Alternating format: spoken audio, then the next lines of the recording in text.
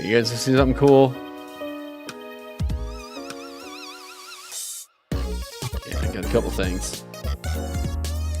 I don't know why I said that. I do have a few things, not exactly a bunch. Okay. Alright, let's start from the tippy top.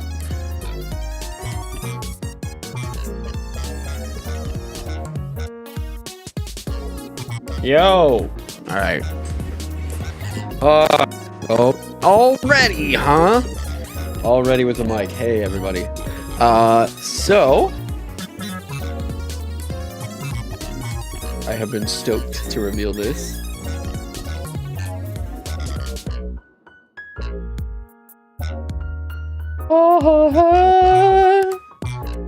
So when people have been asking how far along this is, well, here we go.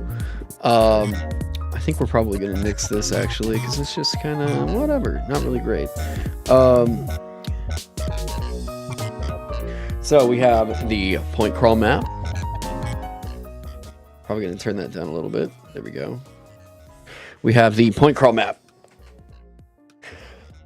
So one of the things that this is going to do, and this is not really complete. This is not exactly totally correct here. It is an X. This is not totally correct here. And one of the things I will show you that will be very cool about this whenever we get it good to go is over here. Let me get this pulled up. So one of the things that will be very cool is, number one, here's how it's going to be interactive. Boom, we can click on the room number, right? Like, oh, they go over here to this thing. Okay, that takes them over here to this shrine right here, or well, whatever, right? This takes them over to this page, right? That's all hyperlinked. That's all quite cool. The other thing that we can do... Oh, what's that? Taron, wait, what? Taron, did you just do the Johan Noor thing? I did. I found out how Johan actually implemented this on the Merkborg adventures, and I am going to be hyperlinking all of the point crawl sections to where they will take you immediately to that relevant page in the room. Now we have to get to the final layout for me to like do this. Will be like one of the last things that we do, but this map will be interactive right here. We have a lot going on, so I am very stoked with this. Some of the other things, the response to the shirt has been so cool. The response just to the artwork overall. As soon as we get in money from the crowdfunder, we're getting Alexi. We're going to get Alexi in on doing artwork for this. I'm going to figure out how much we need to drop, but we're going to do this one up right. And then we're going to drop this as a zine for sale. So it will be, yeah. One of the things that I will also be doing... Actually, I just realized I can't see chat over here. What is happening?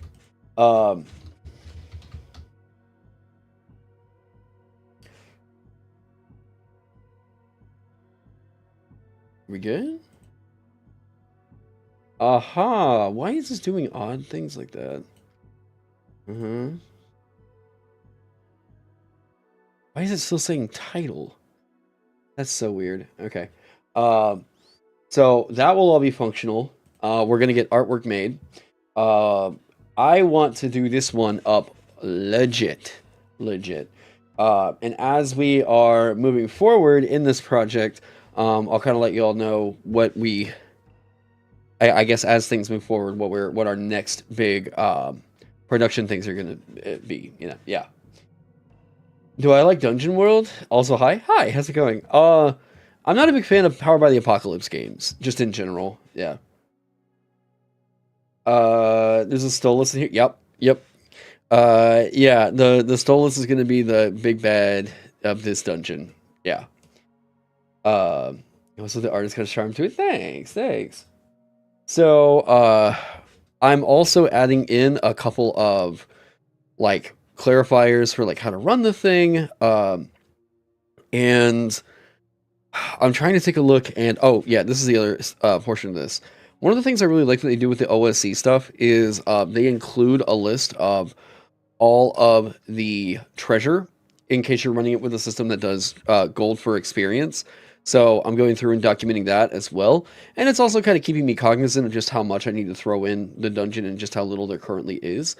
So keeping track of it at the moment, like for what all is going on.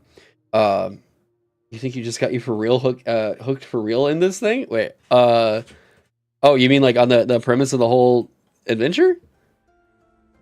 I think this is going to be incredibly sick. Now, there's a couple things I'll show real quick. Here we go. So if you look at this map, this is the map of the current layout. We're going to update this a little bit more. I could do an export and update it, but I want to make sure that we've got rooms kind of going to the right spots that we want them to before we do all that. We also need to come up with like a bit more purpose to some of the rooms. So in looking at this map, there we go. Let me turn that off. Woo! So in looking at this map, the way that it's currently like kind of plotted, you can see where like, okay, this path is going into this room, right? But there are certain areas that are cut off or where we have magic paths kind of happening. Looking at this, like right here, C4 will go, there's portals to go to R8, or sorry, R6, wow. There's portals to like go out over here. Portal to go back over into here to R2. I had a couple moments last night where I was like kind of sitting with it, trying to really picture some of the like freakier, more like surreal, slightly horror aspects of it. And I think I have some ideas going on that are definitely going to make this one stand out. Let me get over here. So starting from the bottom, we have our entry. Yeah, there's the amphitheaters. Oak door, silver door goes into Rook, goes into Crook.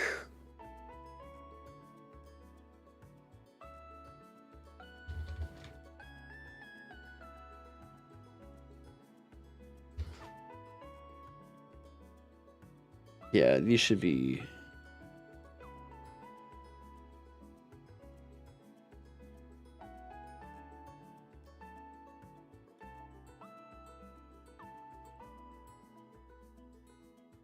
Okay. Use a similar system for this for Maze and Helen agreed. It might use this system next time if I run it. Oh, we're right on. Okay. So come in here. C2 or so wait, sorry, R2. R2 has a teleportation to C4. No, that's because we got rid of that.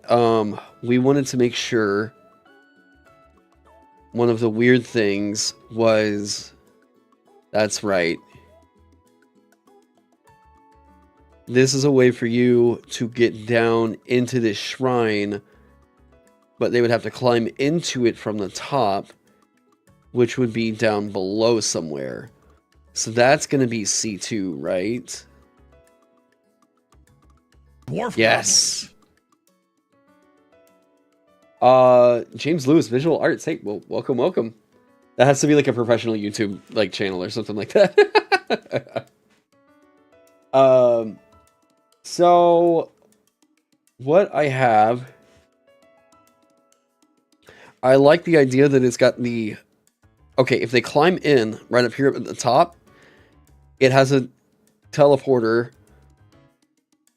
that would take them down here, or if they see it from here and they open up the section, they can teleport up over to here. Yes. Okay, I like it. All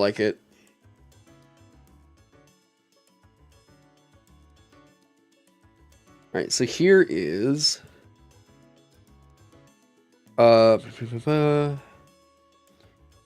Did I put the sigil as a link somewhere? To the right.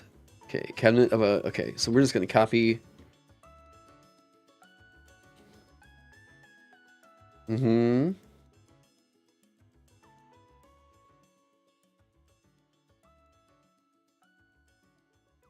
Okay.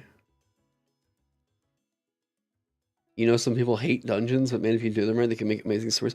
Who hates dungeons? And then why would they be playing TTRPG? Like, I guess, what are they? They are only playing, like, Vampire the Masquerade at that point?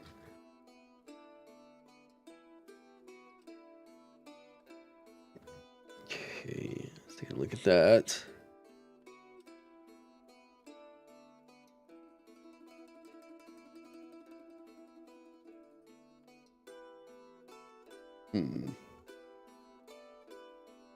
Yeah, I was like, I have fun writing dungeons. Part of the reason I've been getting so much into it with Vagabond is, well, part of the reason I love having written Vagabond now is that it's a fun system to actually write dungeons for. Yeah, imagine hating dungeons and playing Dungeons and Dragons.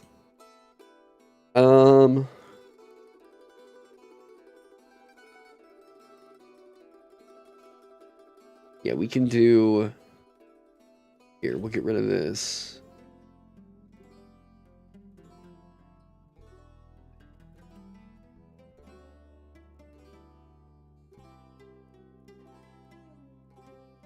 Yeah.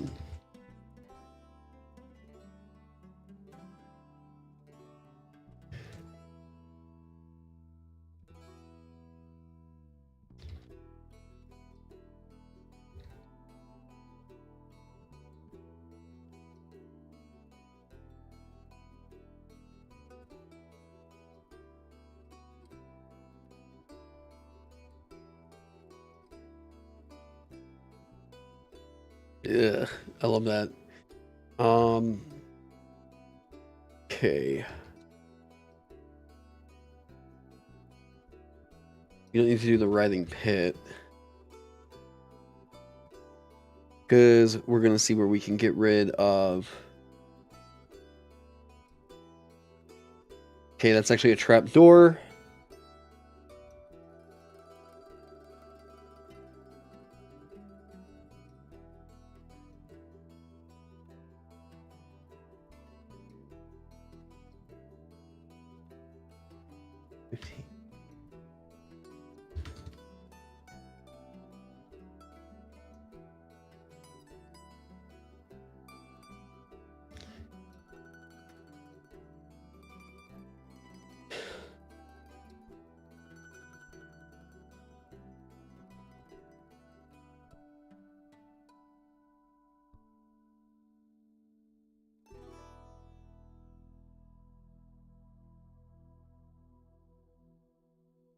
I think after covering them with honey is a bit too...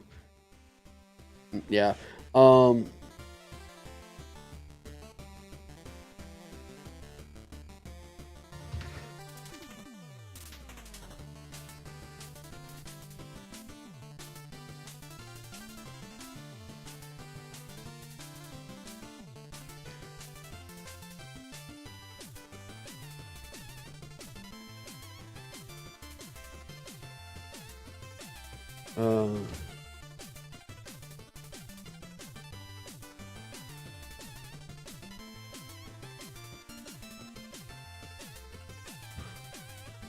Hammer. Oh, Rook and Crook. Here we go. Oh, because we're looking for giant. Yes.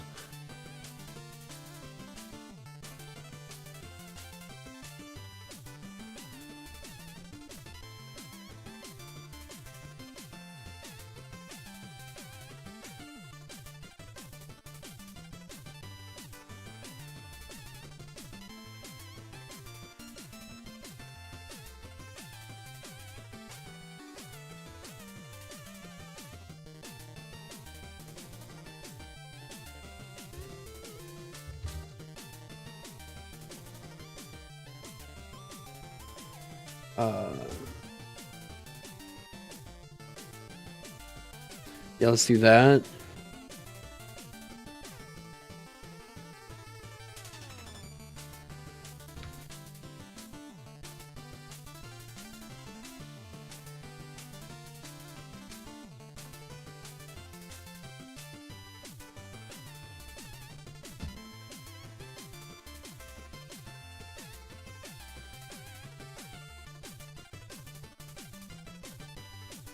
Okay, we got that.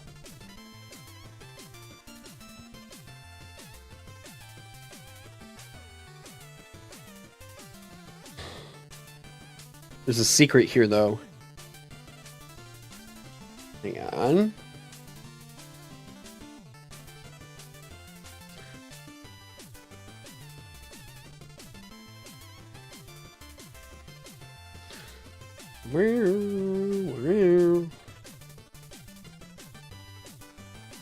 Okay,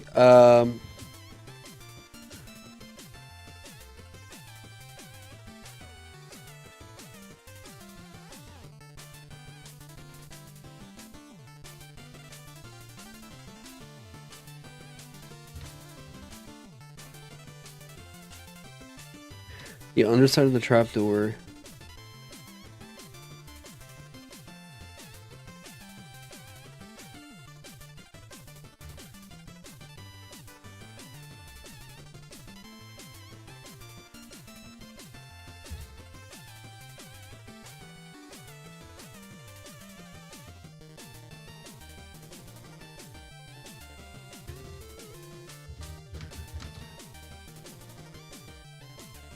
There we go, that's cool. R6.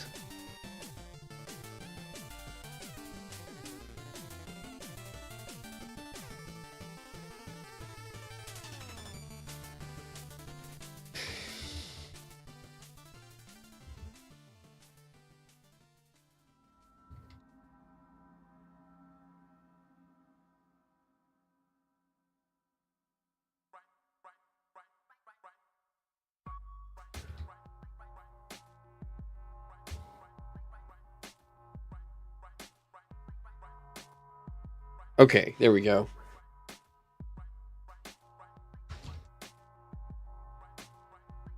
I think that's kind of cool. Okay. There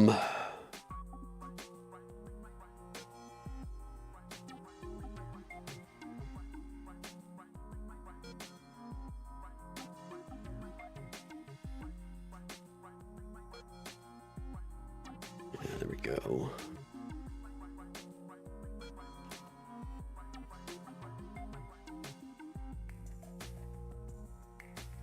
All right, I like that. They go in here, the stairs go up, and they actually go to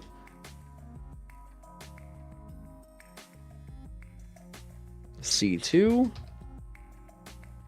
Go, thank you. These go up to C3. Down there, right? We've got all that connected.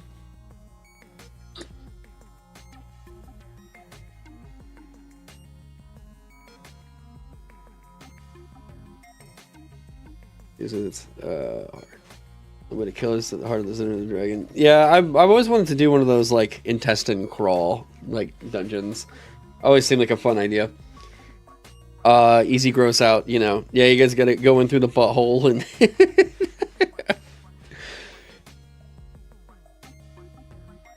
okay.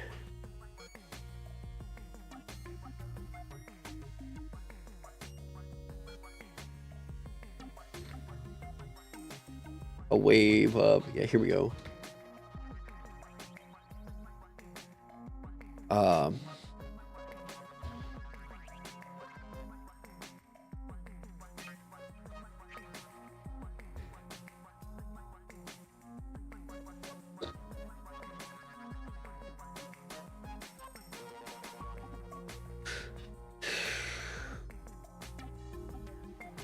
Damn. I thought this was gonna be cool for this.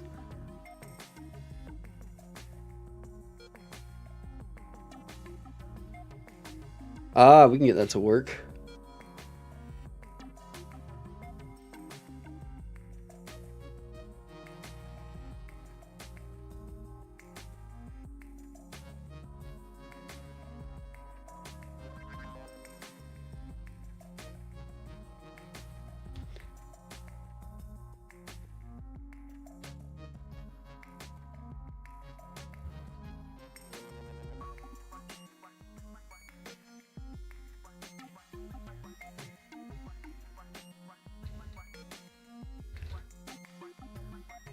There we go.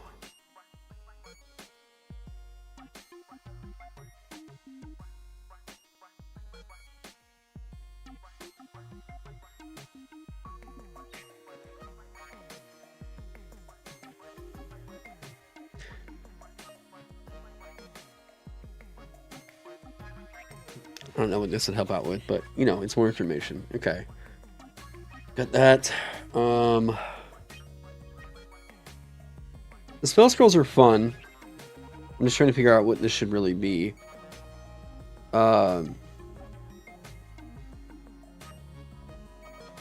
Wait, I had a description written out for this. Where did that go? Because I started writing this out. It had banners. Each of the banners bore the...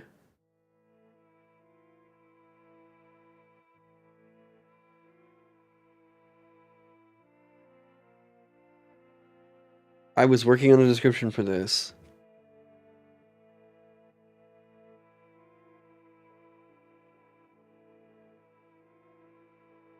Royal Chamber, complete with shimmering dark purple banners. Yeah, there we go. Okay.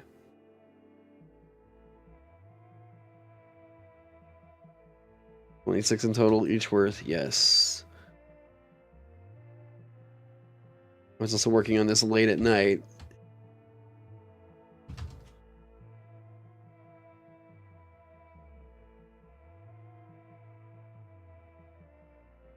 Mm-hmm. Okay.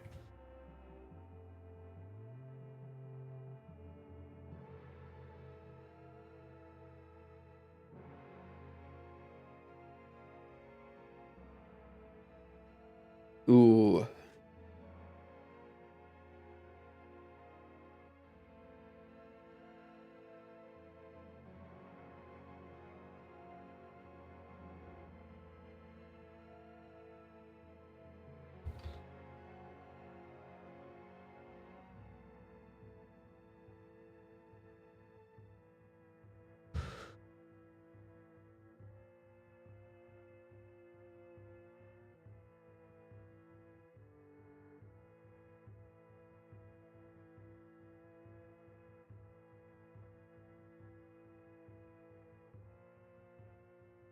Oh, I'm gonna sneeze.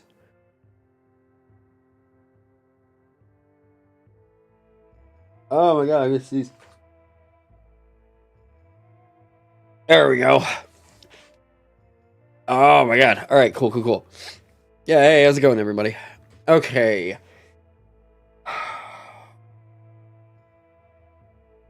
Stone cover on a sarcophagus.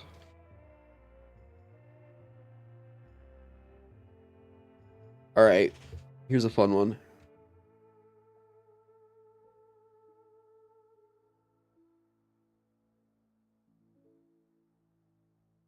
On a large stone sarcophagus in the center of the room. Okay. This is something they can interact with.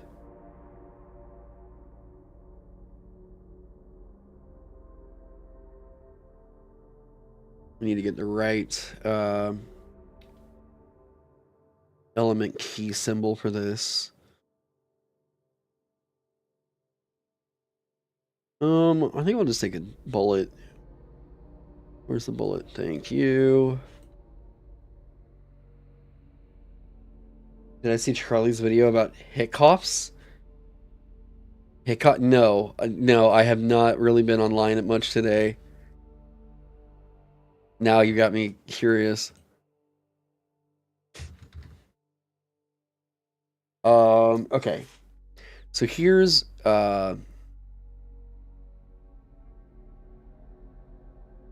wait a second.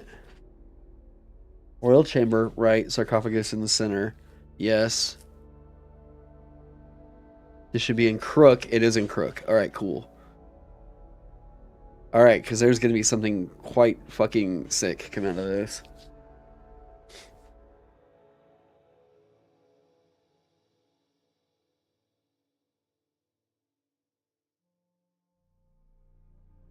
Yep, I just got something else I want. This is supposed to be a higher level deal. We've got all that.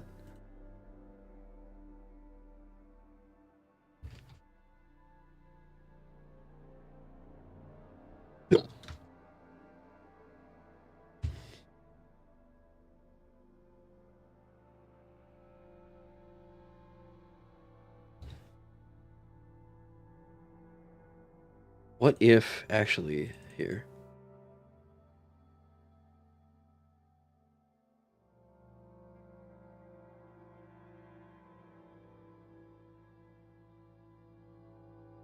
GCP makes you really want to run it? GCP. GCP. Not familiar. Hey, how's it going, Titania?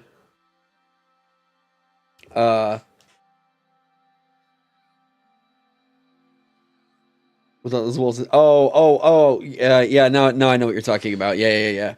Whitepool Mountain is much more interesting without the walls of text. Yeah, I think once you clean it up, it just needs good editing, really. Because it is a interesting dungeon at the end of the day.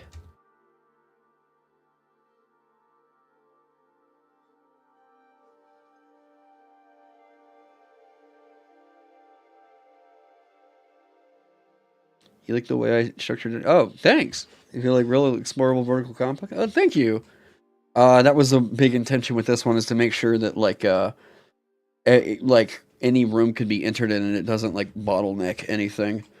I wanted to make sure that they felt like this was a environment they could explore, and that things still felt like, holy shit, what is happening here? Like they could get lost despite the fact that they could see everything about the towers from the outside. It's like, it's not hiding. It's like, how do I put it? It's good at keeping secrets without hiding secrets from the party. I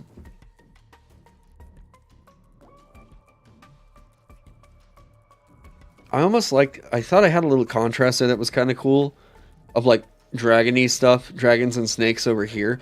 I might get rid of the eldritch horror-y stuff from here. The homunculuses were funny, but like, Here.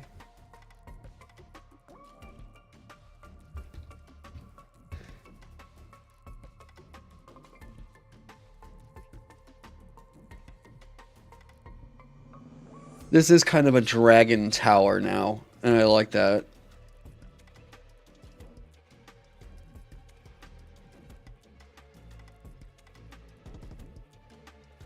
Okay. So we have a knight tower, and then we have like dragons and witchcraft. Right? Protection, knights, they're good at keeping secrets without hiding secrets. Hey. I thought it was interesting.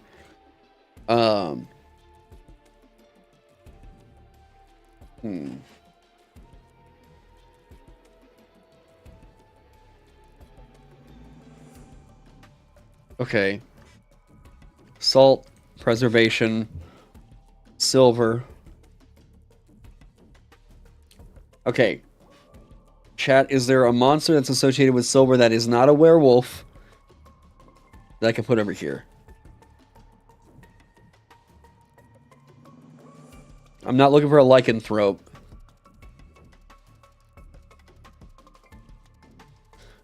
I think we all know White Plume Mountain is your favorite dungeon, but what kind of dungeon is your favorite from the outside? Spooky Mansion, Castle, etc.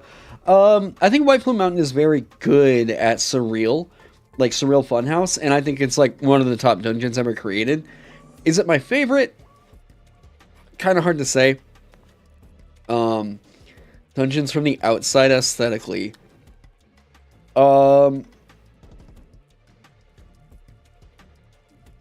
I always think it's funny how this is. I always think houses are cool. If it's just like the big manors, like I was going through Waking of Willoughby Manor, and I kind of get it. I think the hardest ones to pull off. Oh Jesus. I think the hardest ones to pull off are going to be mazes and labyrinths. Although a part of me really likes the you're going to go play the new Zelda. I would be playing the new Zelda right now if I could find my Wii U or my Wii U, my Switch Pro controller. Can't find it anywhere. Skinwalkers don't like silver, apparently. Well, not one that doesn't like silver, one that's like in tune with it, right?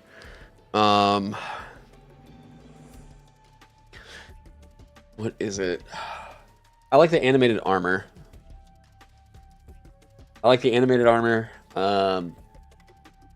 Cold iron, preservation. Maybe angels.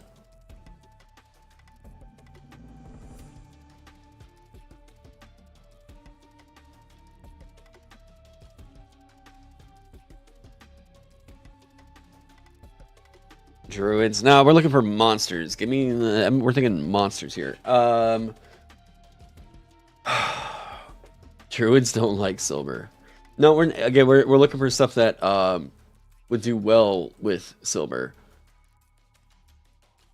Thinking protection.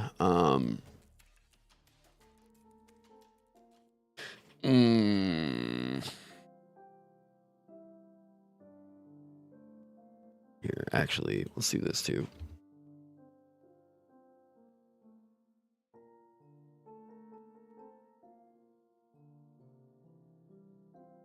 It doesn't necessarily have to be. It was just an idea. How about 3d6 flying swords? Okay, we've got the animated armor. Let's do... Alright. Basilisks. I forgot just how hard we made basilisks.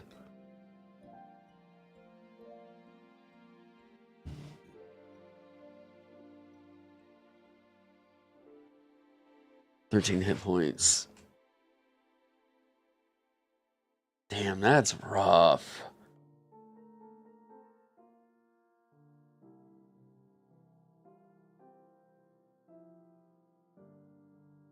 It's gonna be a medium one, right? These are human-sized. Okay, hang on, bud. All right.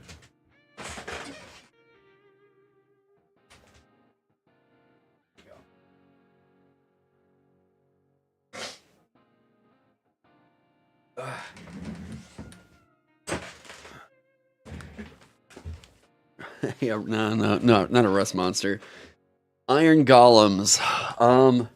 Yeah, I like these as outside freaky, like, you know, dudes. This needs to come up to a D8. Amphitheater. Okay. Damn it. Come on.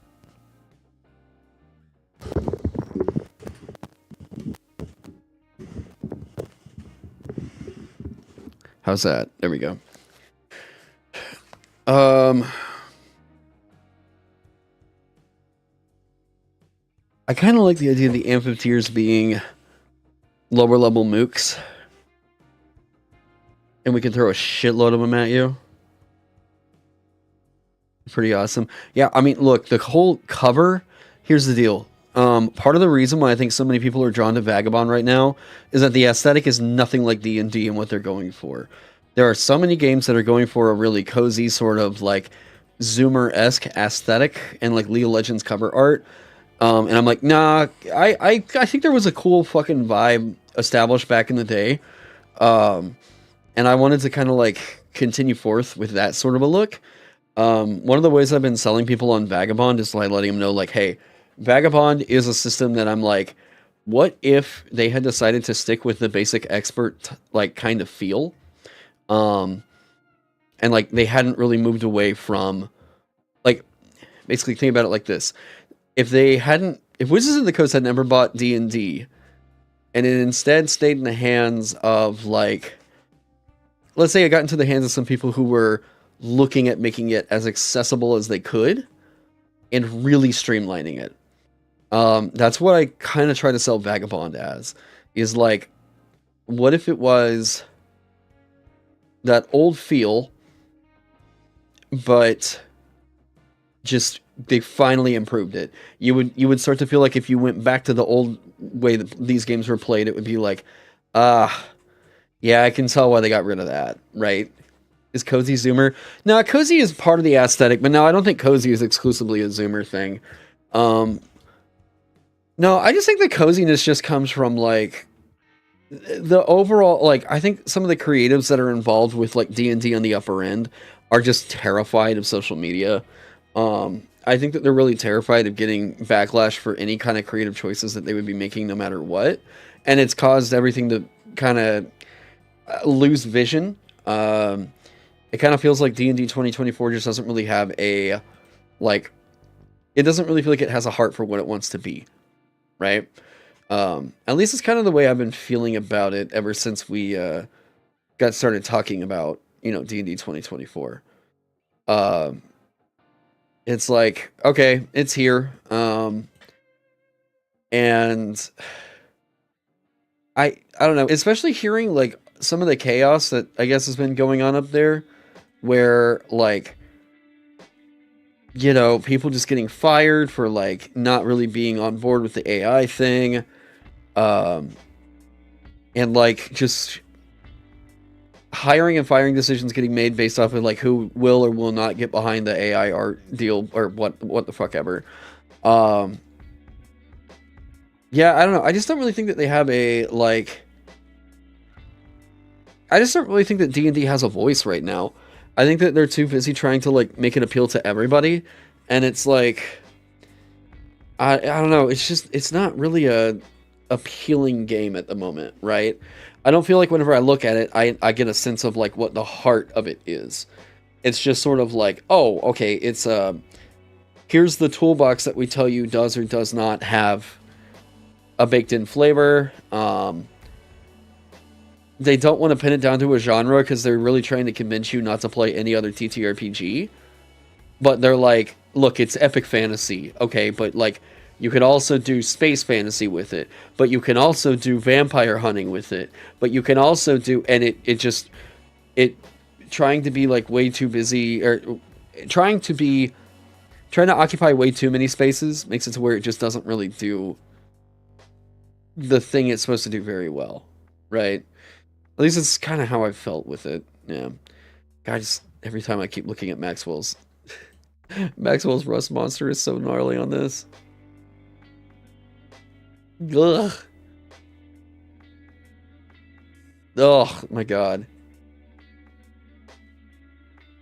Ugh. Okay.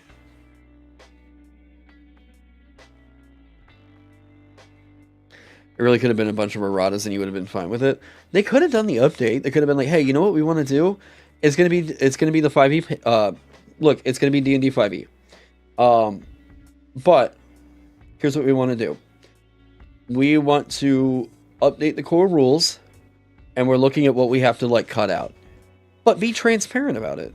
You know, what space is Vagabond trying to occupy? Beer and pretzels action dungeon crawler roleplay. That's it.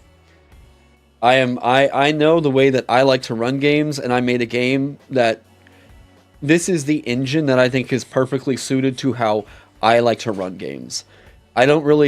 I find myself never bitching about rules or whatever in this game. That's where I'm at with it, you know. Enraptured by Maxwell. Oh, shucks. I hope Maxwell hears that.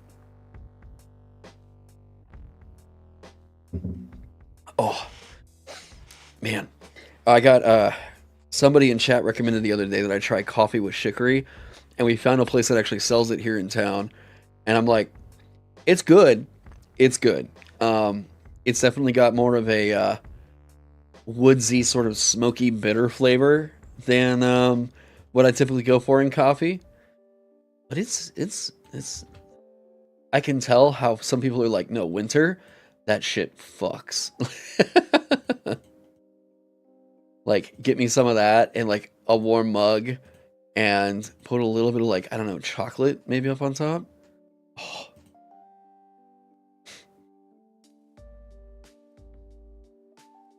Let me see. Oh, nope. Let me see. One. Coffee with what? Chicory. I think it's spelled like that? Chicory? It's a French thing. But you actually buy it in a jar. And went and picked some up because I've had recommendations for it. And it's good. It's good. Okay.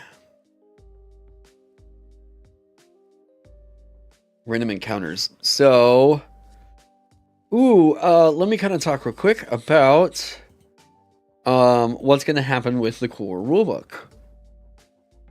Now, I've been thinking about this a little bit, and one of the things I think I'm going to do to save some space in the core rulebook is there is a sample quest in here called Wet Dreams, and one of the things I think would be a smart move would be to move that into a separate zine for the printing.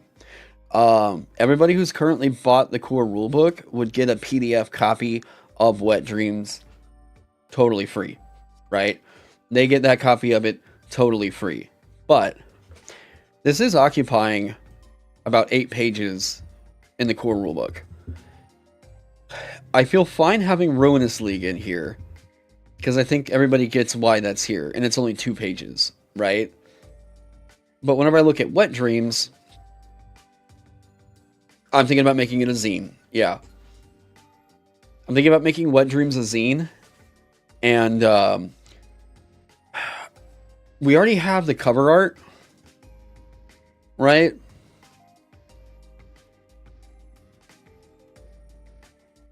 So what this would mean is we would probably go with some different art for the core rulebook.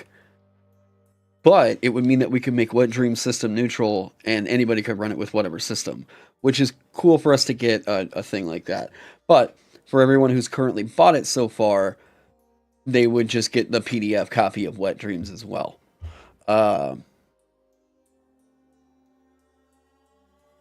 Plus, that would mean we get to drop with 2 adventure zines. Because right now, some people back it, and they're like, well, what do I run with this? And it's like, no, there's adventures in there. And they're like, oh, okay. Which, like, if I was like, oh, okay, well, here's this other adventure PDF right there. They'd be like, oh, sick. All right. Now I know what to run.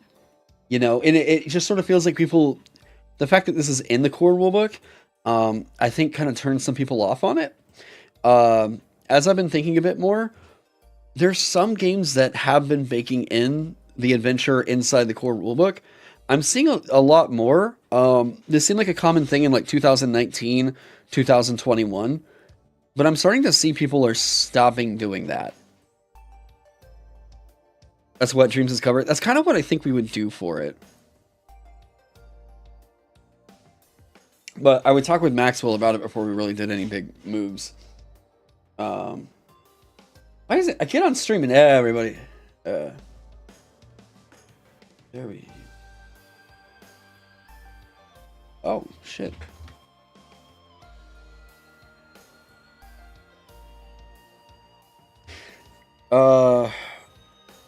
Yeah, I think people are gonna really like it as a zine too.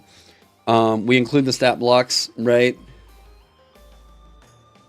I think if we start including the stat blocks, description of magic items, once we get on a map and everything, that would mean we would drop Vagabond, and then Land of the Blind would have 2 adventures ready to go that it was like, here you go, these are system neutral.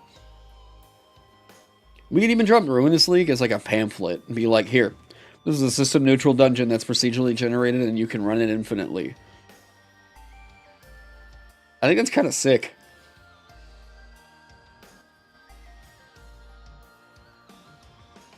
Are you trying to get it to just under or just about 200 pages? Dwarf goblins. Noodle, welcome. I don't know. I'm not thinking of anything like incredibly specific.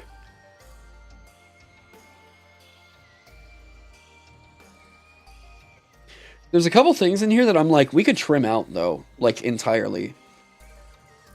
Hex crawling and the procedural generation could be part of its own supplement. This is a thing that was in here that was interesting to have. But if we put it as a zine and say, like, here's, you know, this, not many people are really engaged with the hex crawling section. More people are involved with making characters. So they're like, they really like all the stuff all the way up to here. And then the bestiary's there.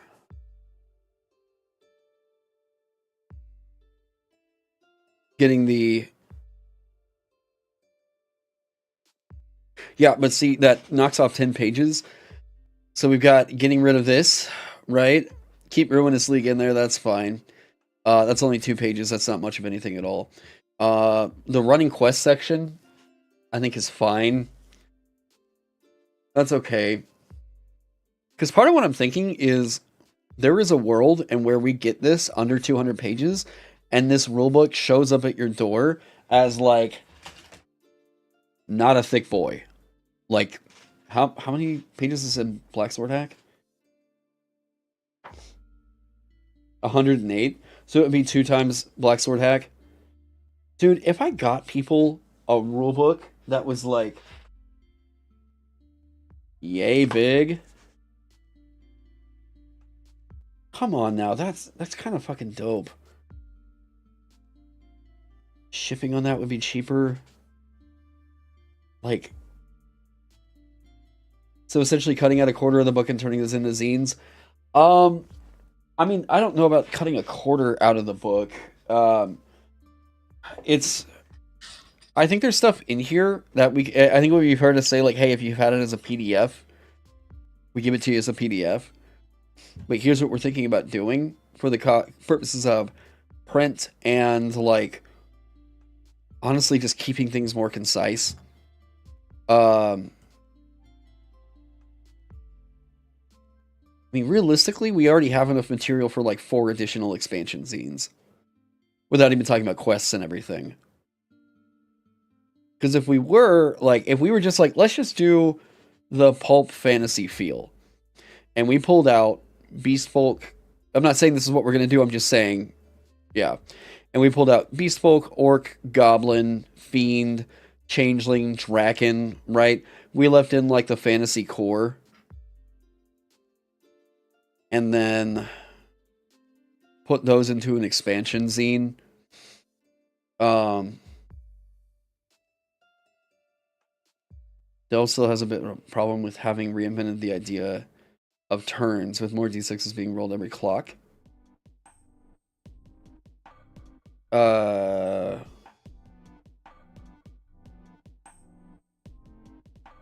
Wait, and the idea of something that's going to happen is more useful to me than a one-shot than always having it.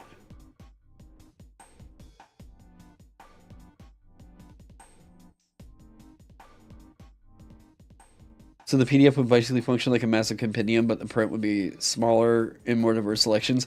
No, the PDF would have its own function. No, it's not going to be like a big compendium. If you back the PDF at this point, I want to make sure that you still get all the shit with it, right? The print version would just be one that I'm like, this is cleaned up. And we want to get you the information that, like, you need to play. I don't know. It's something to think about. No, it doesn't have to be resolved right now, but...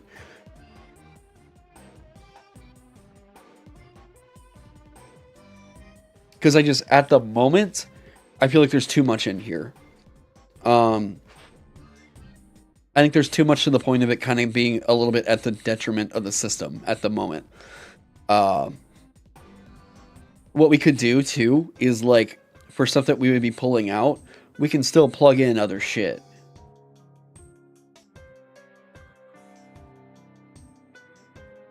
More relics, right? We do need to expand on poisons a bit more.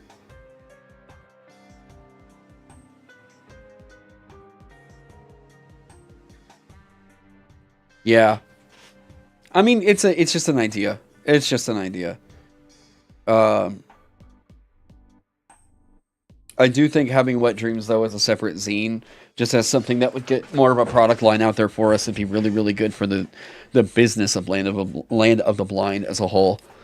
And kind of help us to get known as more of a system-neutral creator.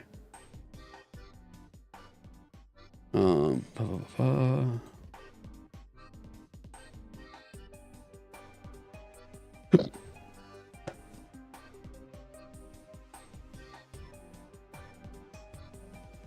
can get rid of that. Discretion tools. Okay, yep.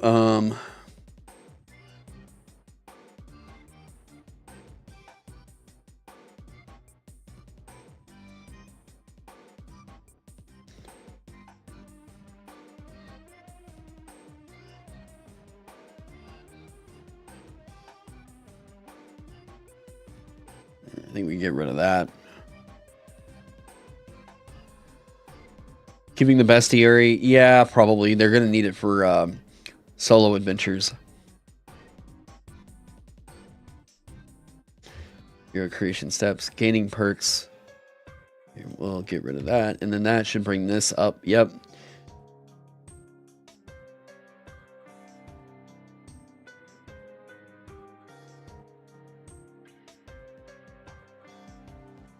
We need to work on the threat level calculations. Get those solidified throughout the book. I just changed this. That shouldn't be the same header anymore. Settings and quests, yep. Okay, so some of the stuff you'll see, I brought this up because I did want to talk about some of the changes that have been made to the core today. And these are like, as we've kind of rolled stuff out and tested things, this is currently feeling just, this is like, wow, what I've wanted. Okay. So here is, Agile. I just wanted to stop by and say, give a hello. Hey, well, I'm glad you stopped by, Agile. Giving an example here. Okay. Okay, sick. Okay. Now, what I'm looking for is, some of the stuff that's changed here lately is I'm trying to make sure certain things are really clear. We're trying to simplify some wording where it's just too much. And the biggest change that happened or is happening in 1.5 is, wow, this is going to play nothing like D&D now. At least not like 5e, right? So what's gone on here lately is stuff going on with the checks. The biggest change that's happened now is favor and hinder. So circumstances may favor or hinder a d20 roll. This is no longer like advantage disadvantage. Favored, it's a d20 roll with a d6 bonus. Hindered, d20 roll with a d6 penalty. Now, favor and hinder cancel each other out 1 for 1. They don't stack, so either a roll is either favored or hindered, and only 1d6 is ever rolled in either situation. Is this clear? This rule makes sense now? Because this is like, we need to make sure every single word has a purpose in this. Because we want to make, we're at the point now where we are polishing everything down. Everything's got to get, like, let's get it fucking streamlined, right? So, favored, that means it's a d20 roll with a d6 bonus. Hindered is a d20 roll with a d6 penalty. We went through a model very similar to what Shadow of the Demon Lord was doing, but ultimately, it just didn't really feel all that pleasing at the end of the day. Let me get over to... So if we do, hang on. Like this, let's say it's a favored roll. Okay, woo, that's bad. So that's a 3, okay? Now, let's say, here's the example.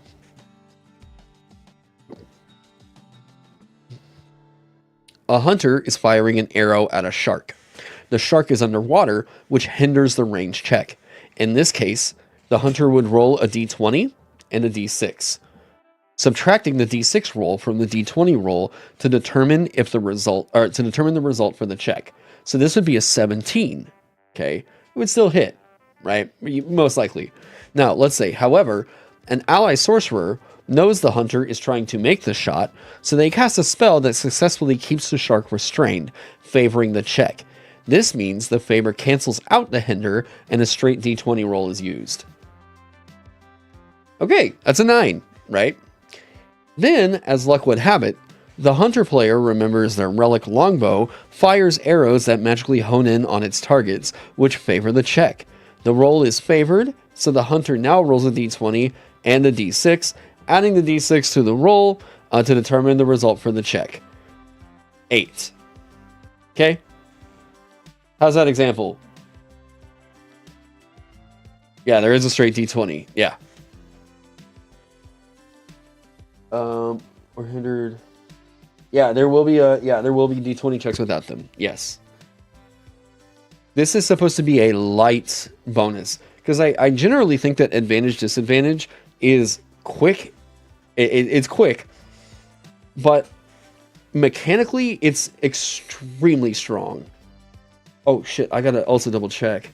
Uzumaki's coming out tonight. What time is it dropping? 12:30 a.m. Eastern Time, Pacific Time. So, in an hour? Is that right?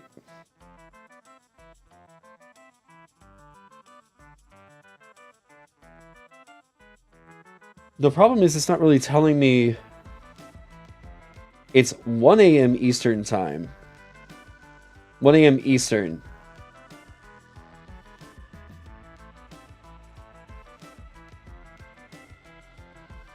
$12:30 for me.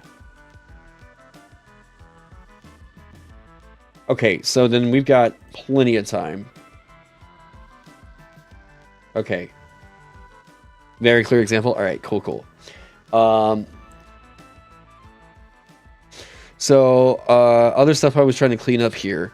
Let's talk about... Okay. There is a discussion currently going on around dark. Dark in the way that this is currently phrased. Some people don't really like the way that it's phrased. Oh, hey,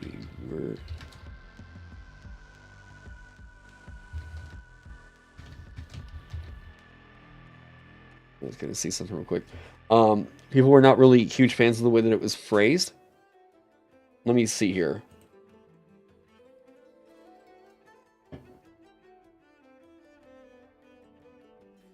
Blinded makes it so you can't see, so I get that you're not technically targeting the destination. They target anything in dark as if blinded.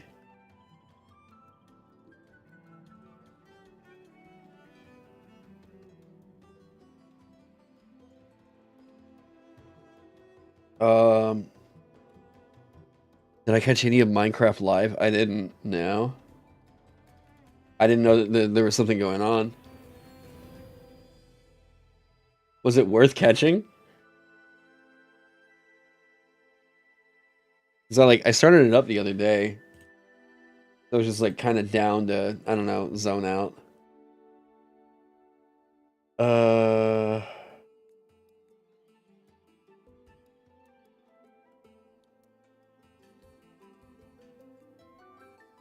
Keypads. I'm gonna see. The creaking makes a great monster. The creaking? Wait, is this from Minecraft Live? Okay, so since I guess we're talking about that now, I need to look at this. There'll be new bundles of biome and a monster, basically. Okay, well I'll look through this real quick. I'm sorry, I'm 35, but I still have my weaknesses for this stupid game. Let me see what their big announcements were. Highlights. 1 minute and 30 seconds. Here's what happened. Oh! In Minecraft. Oh my god, stop! Ah!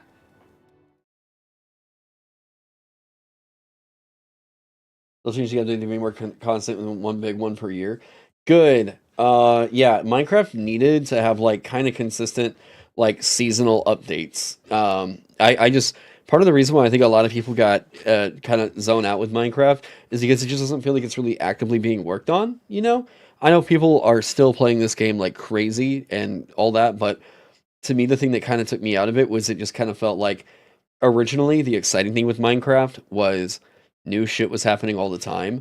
And nowadays it just feels like once a year they add in a monster that does a hyper specific thing. And I'm like, all right, this is here, I guess. So what's up? 24.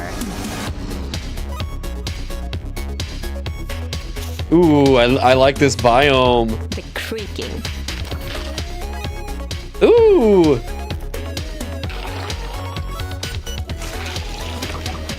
Okay. These more regular updates will replace the yearly summer update that you might be used to.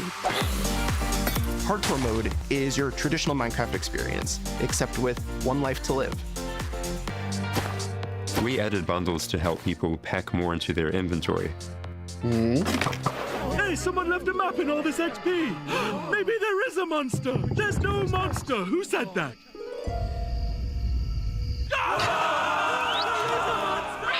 Yeah, action! We're excited to share some exclusive information about how we made this Okay, the movie. This is an experience where you're gonna see, feel, and hear what it's like to be in Minecraft. So Jens and Anna will be the first to start playing. All right,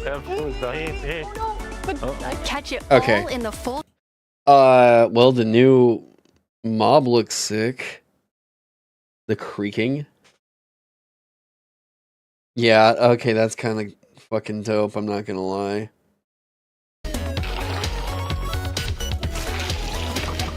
What is that noise? That noise is super cool. You came back to A.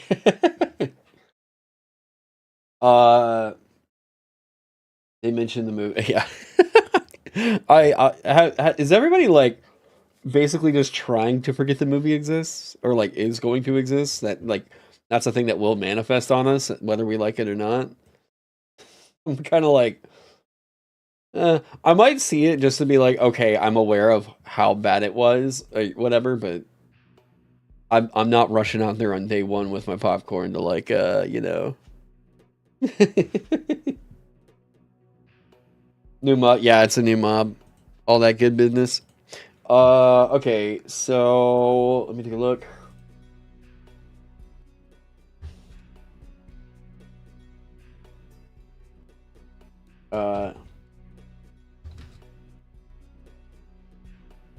I need to make sure.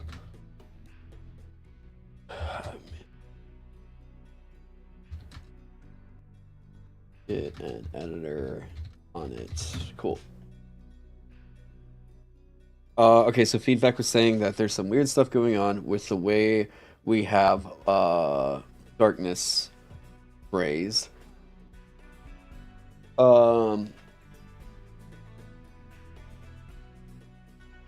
Like a weeping angel, it moves it when you don't if you don't look at it. So the opposite of the oh no, wait, that's the way that the Enderman works, right?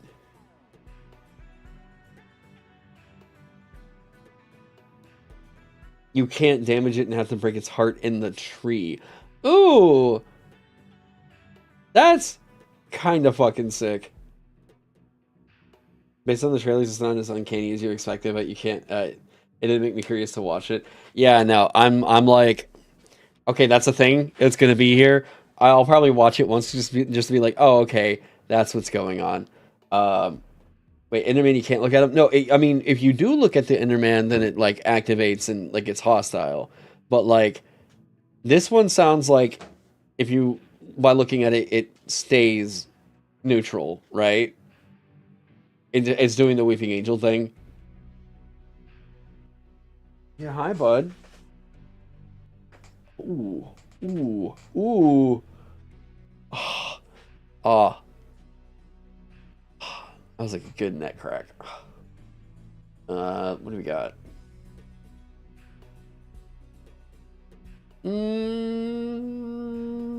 Oh yeah, I forgot to say to people who haven't seen it yet. Here we go.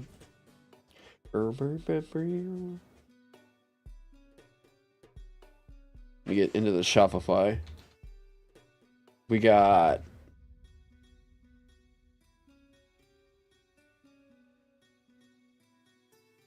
yes. For those of you that haven't seen it yet, this is available over in the store. And we are working on getting more products made.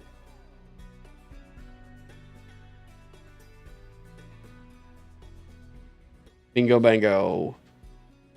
I do actually have this in hand. Yes. I do have it in hand. I wore it 2 days ago. But it's, as you can imagine, dirty now, right? They are a thicker material, I'm probably gonna also try to get a version of it in a thinner kind of like probably V-neck or something like that. But yeah, I am so stoked with how this turned out. It is whatever I was making this, it is exactly like how I wanted it. Screen printed on. These look, feel great. Only thing for me is I think that they might be a little bit hot, which is why I would probably be going for a smaller material in the future. But what, dude? Why'd you get yourself locked in here and then whine at me about that? You want it in here. You want it in here. Yeah, he came.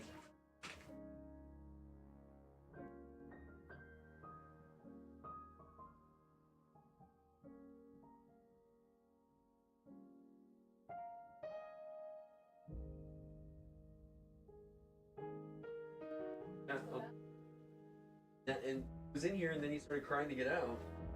I know. I'm like, okay, dude, I'm just gonna leave the door open. Dwarf goblins. Oi. Tom Beans, hey, thank you so much for the subscription. In 3 months, dude. Hey, thank you, thank you. Thank you for inclusive sizes.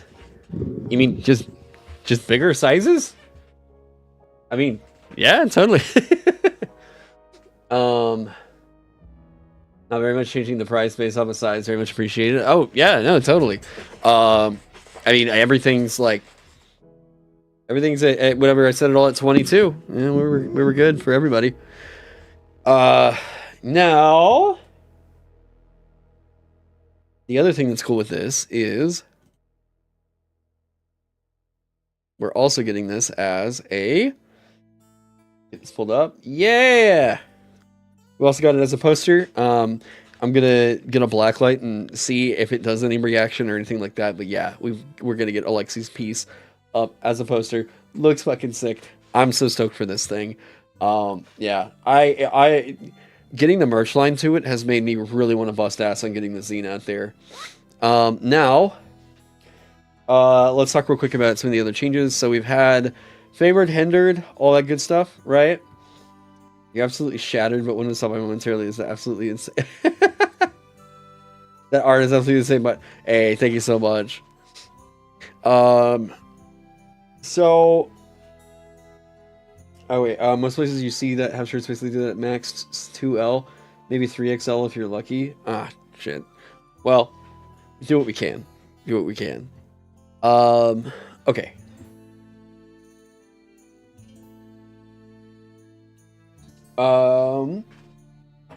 Oh, we're gonna see if this one sticks. I think out of everything that's in the game, this is the thing that we keep screwing with the most, and that is, yes,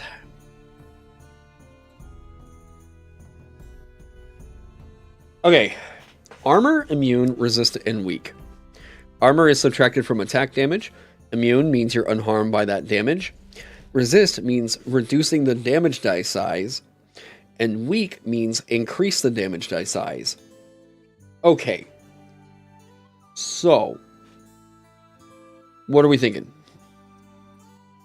Because to me, this feels quite good. Does anybody see this immediately and go, fuck that?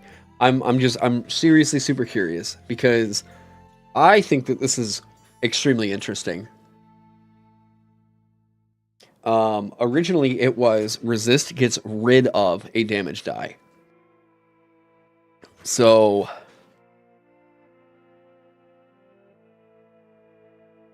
what do we got? What do we got? Anybody?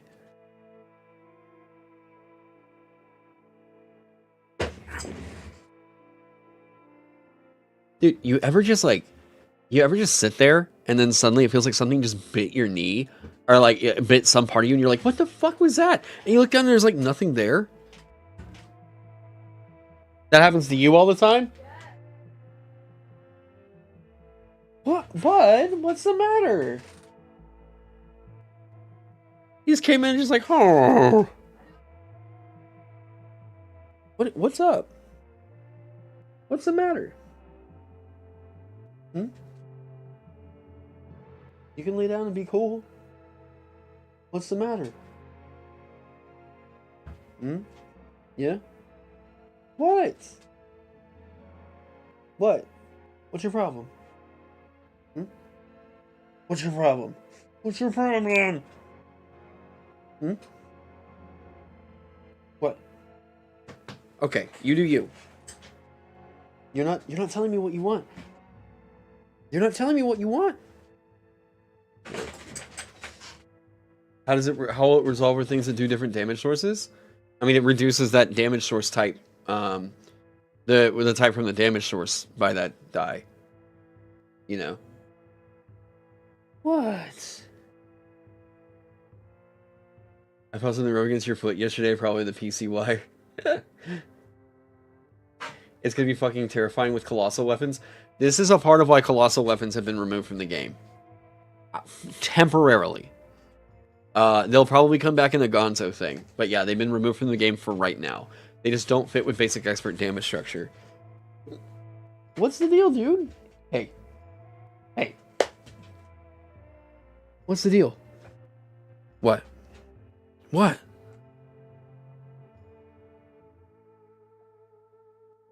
Hey, bud. You go outside? Oh, no, wait, hang on. Actually, chat, hang on. I'll be right back. I think I know what he needs. I'll be right back.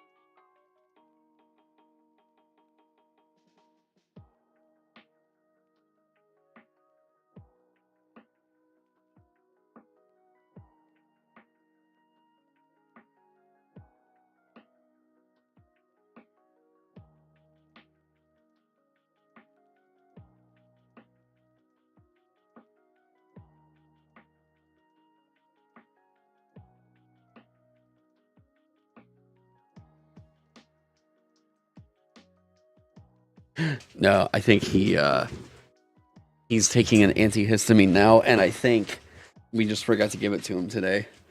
So that's what I just did. Okay.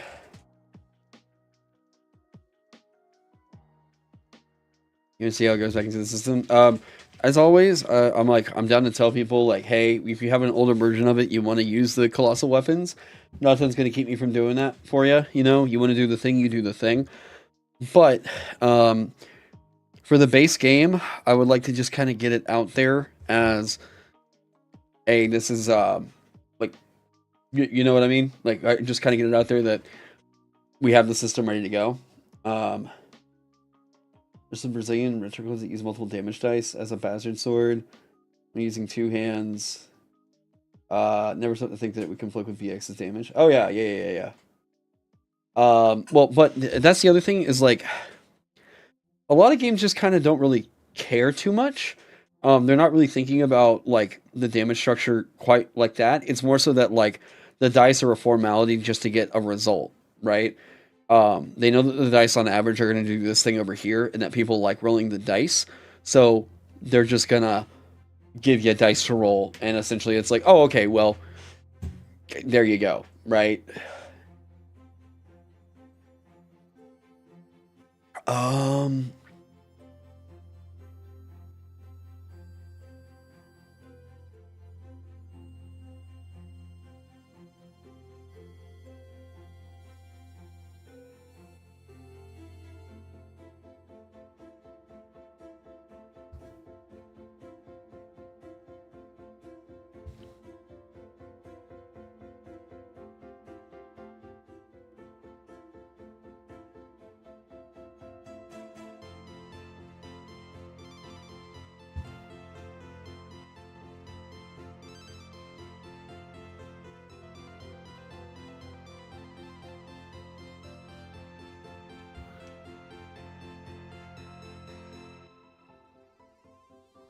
Okay, there we go.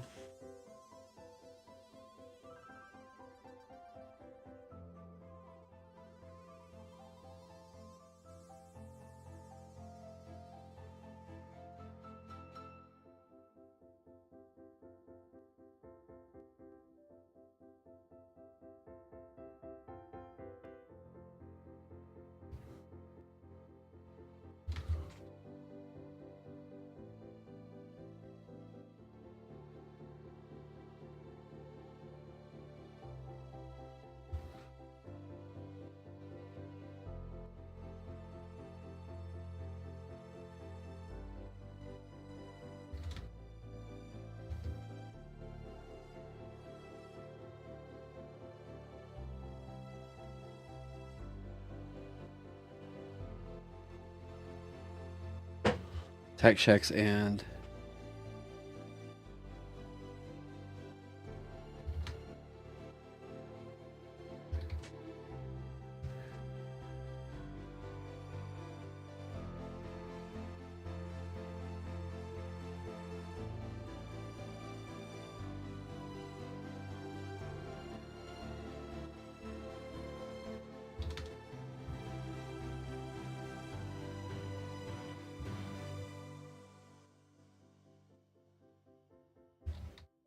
there we go. It means that you aren't always rolling the same die for your preferred way. That's kind of what I thought, right? I kind of like that it ups some things a little bit, and it's a way that like Barbarian gets a little bit of an oomph, you know. Your damage dice have a lot more flexibility in the system, is at least the thing I kind of think.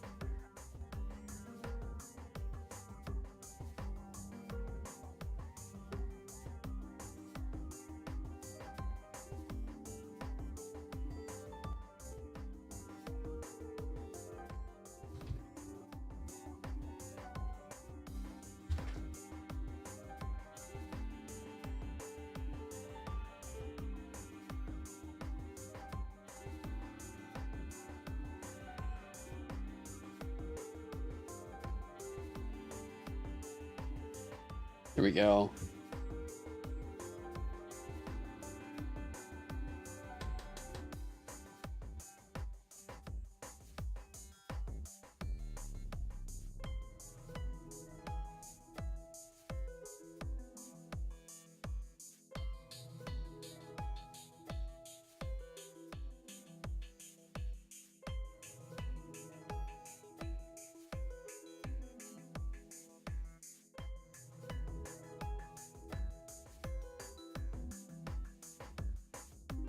Okay. So we have some of the rules are still getting like refined, clipped down, right? I'm gonna save that. I need to go through here again, probably whenever I drop to 1.5, and just have people be like, hey, I'm just gonna ask Oh, you're... Here we go.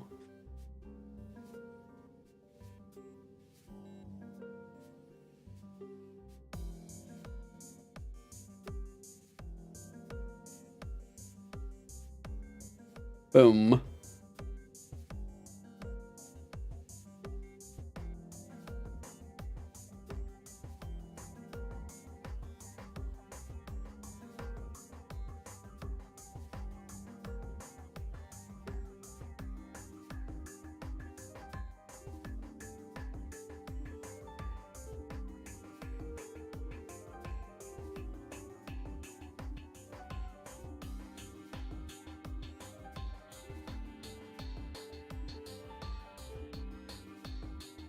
There we go.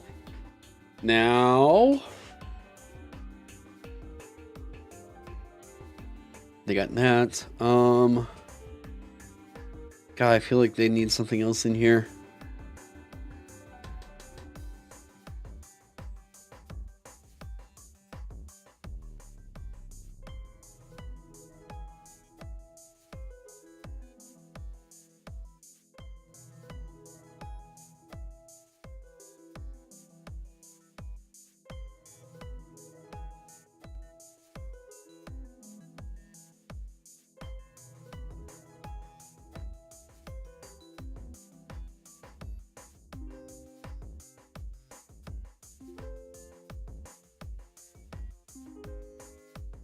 Probably get rid of that.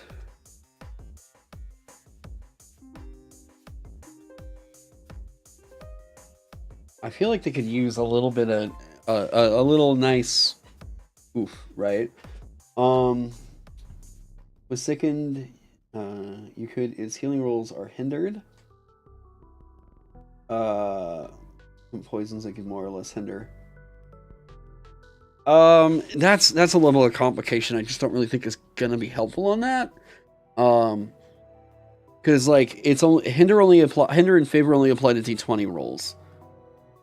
We could say that like you have a D6 penalty or something. You have a D6 penalty to healing rolls you receive. Maybe. What if they just got a spell? What if all elves just got a spell?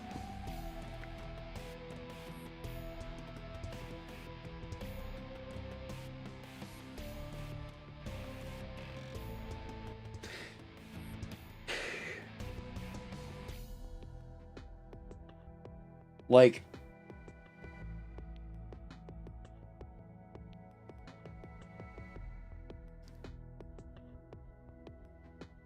you have favor on site-based attack checks. Okay, so that's hard to surprise you, but like other shit can come in and make that. Yeah. They all just get a spell. Oh yeah. We got dwarf art. Yeah. We also got orc art.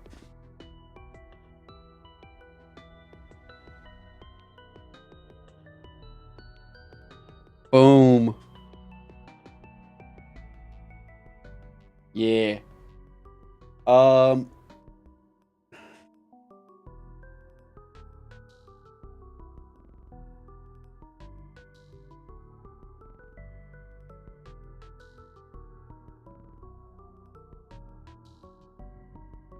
I'm trying to think of what the move is here.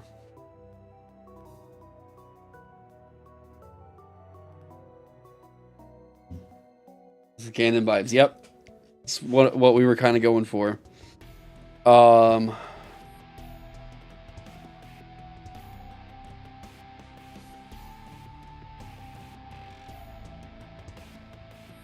Elf. Do they need something? You love how much it reminds you of Dungeon Meshi. Yeah, I know Maxwell's inspired by it a little bit.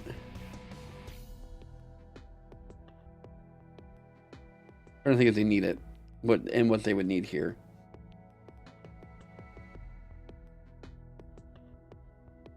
Favor on site-based attack checks, Astral Attuned.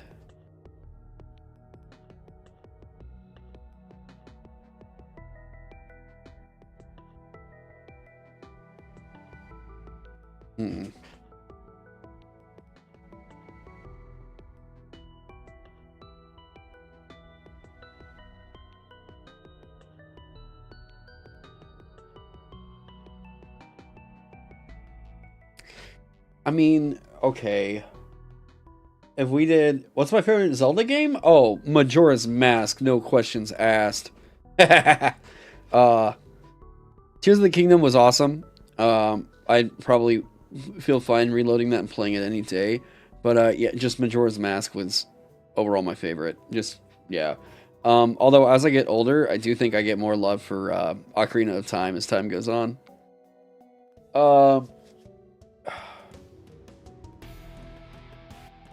Okay, what would... Alright, Kelsey, what'd you give your elves?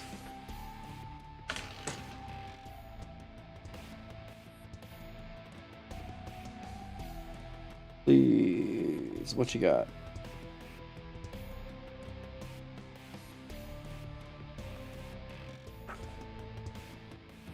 Farsight, yeah.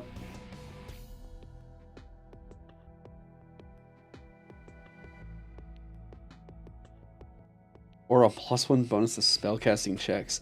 That is entirely different than what I was thinking that was going to be.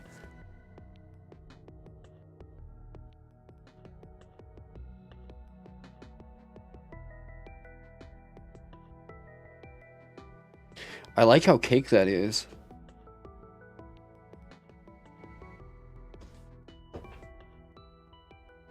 Ooh.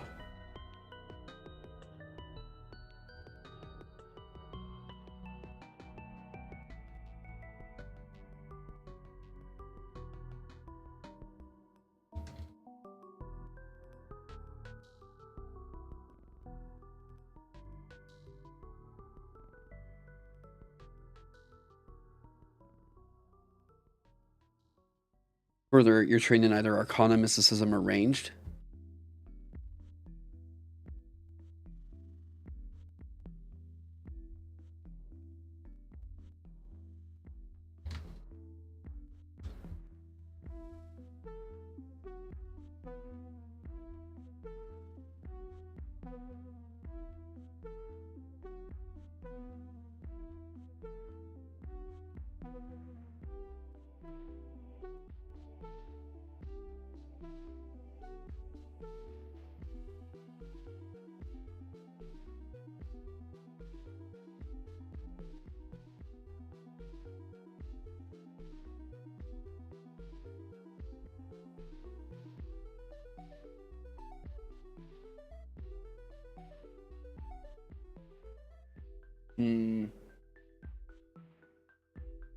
I think especially there's no default setting. Yeah, there's no default setting for Vagabond. Make sure to give them an "I'm better than you" feature.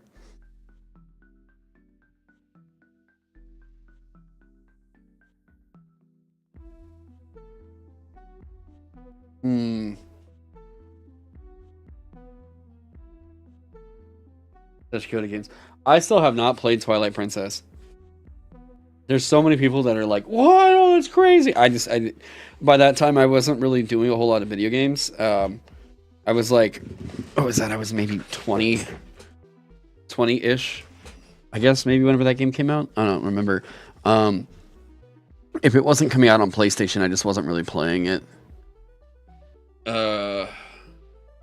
Twilight Princess is very underrated. Yeah, I haven't played it.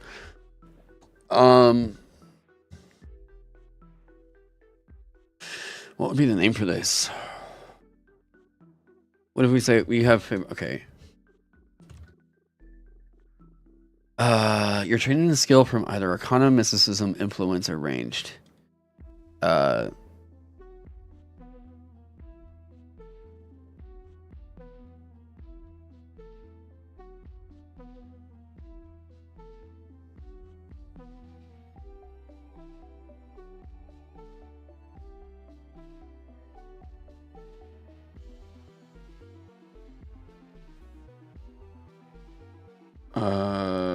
Okay.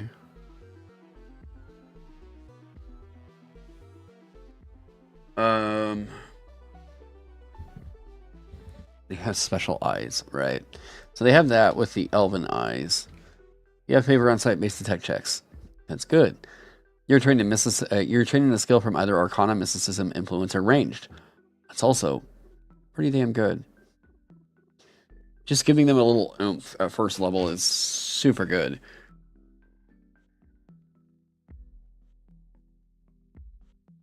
But learned. What's it gonna be?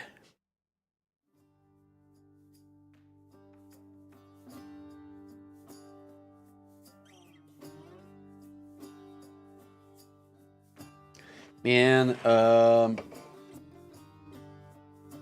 yeah, wait, what did she call it?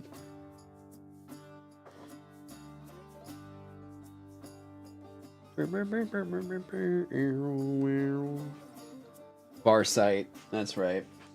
Old school essentials.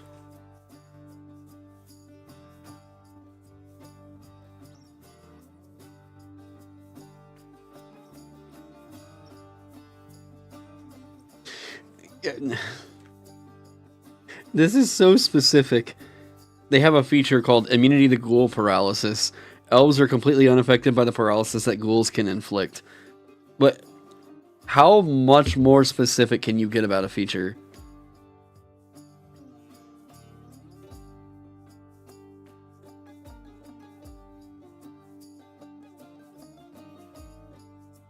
So, magical research.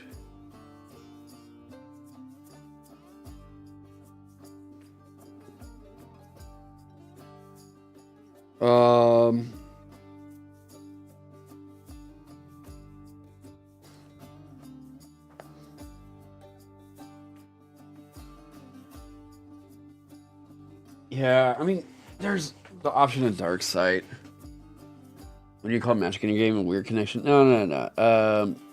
It's, again, we're not going for something very specific here.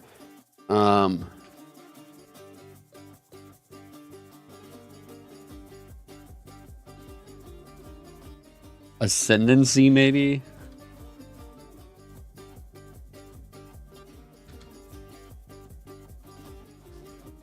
You're training the skill from either Arcana, Mysticism, Influence, or Ranged.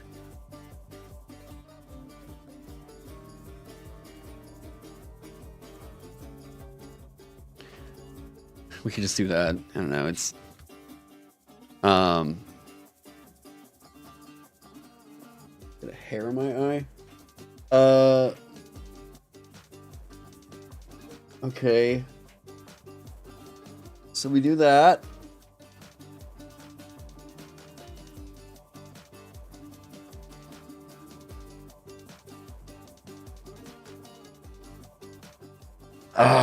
Okay.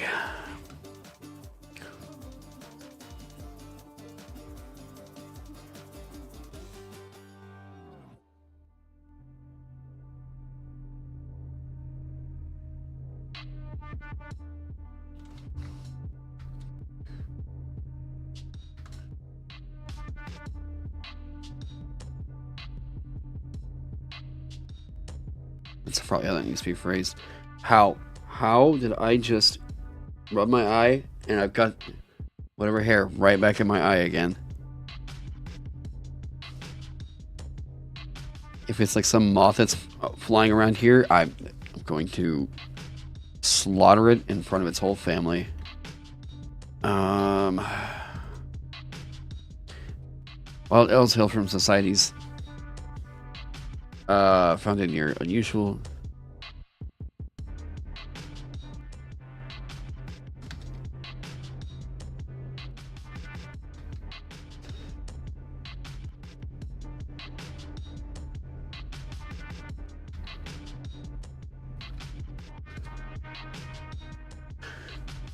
Giant trees in the center of a forest.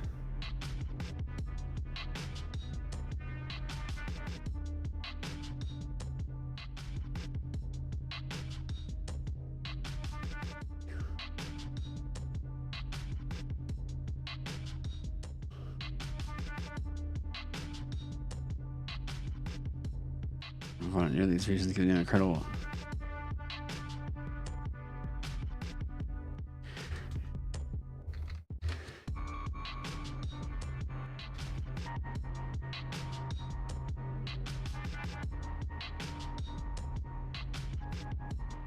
I guess.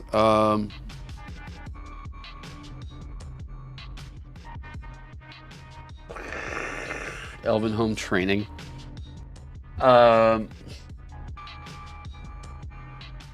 If you include that, immediately works on a Tuesday in July during a leap year, but only the Cubs in the World Series. Yeah, like, yeah.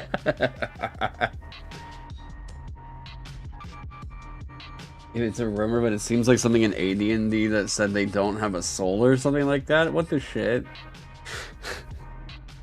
Elves are just incredible beings, yet they lack souls.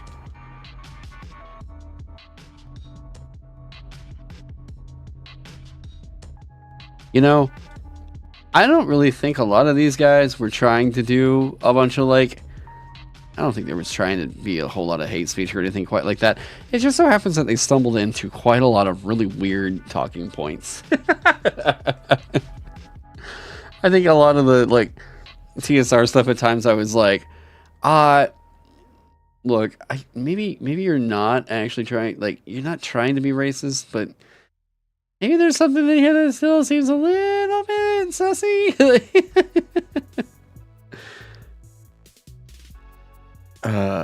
They are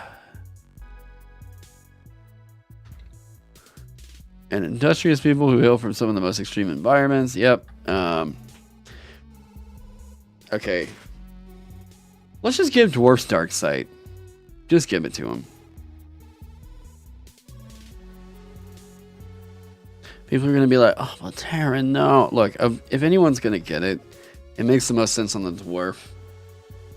That's always kind of been their thing.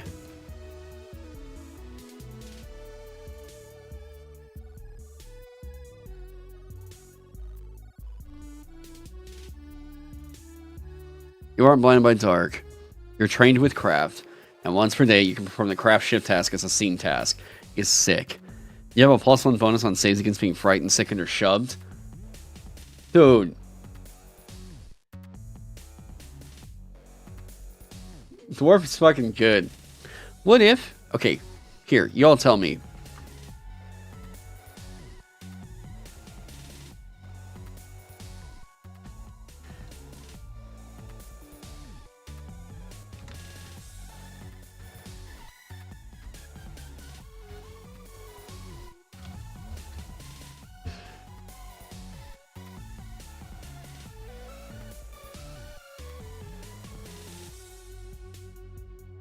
A lot of people just don't like dark sight. They just don't like it as a mechanic at all.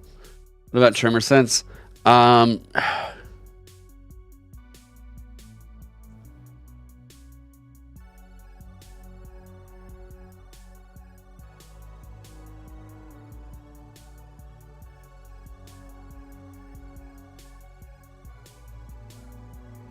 Skill free system for ancestry.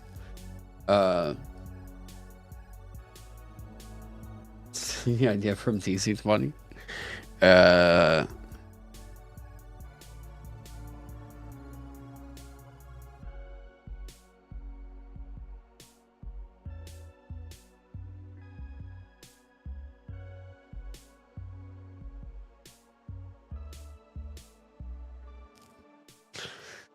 If we just did the bonus to your max health.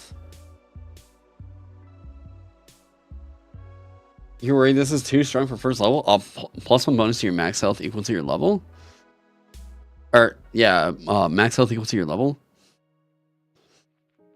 What if we get rid of the dark sight and we just do the bonus to your max health?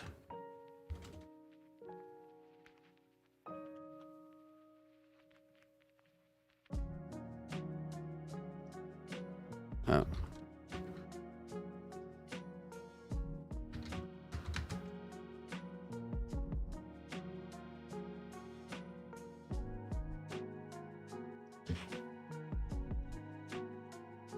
Yeah, it's good. I mean, that's the I think that's one of the main reasons you take dwarf. You have a bonus to your max health equal to your level. That's sick. That's huge.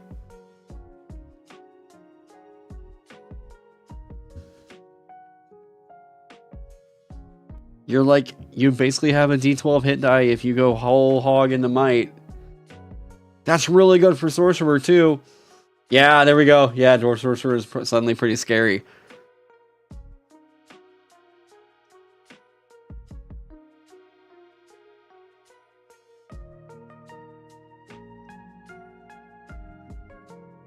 What do we think? What do we think?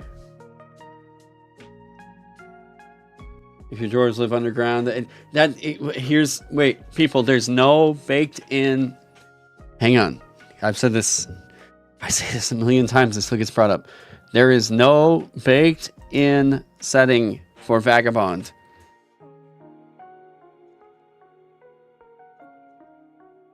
Where was this?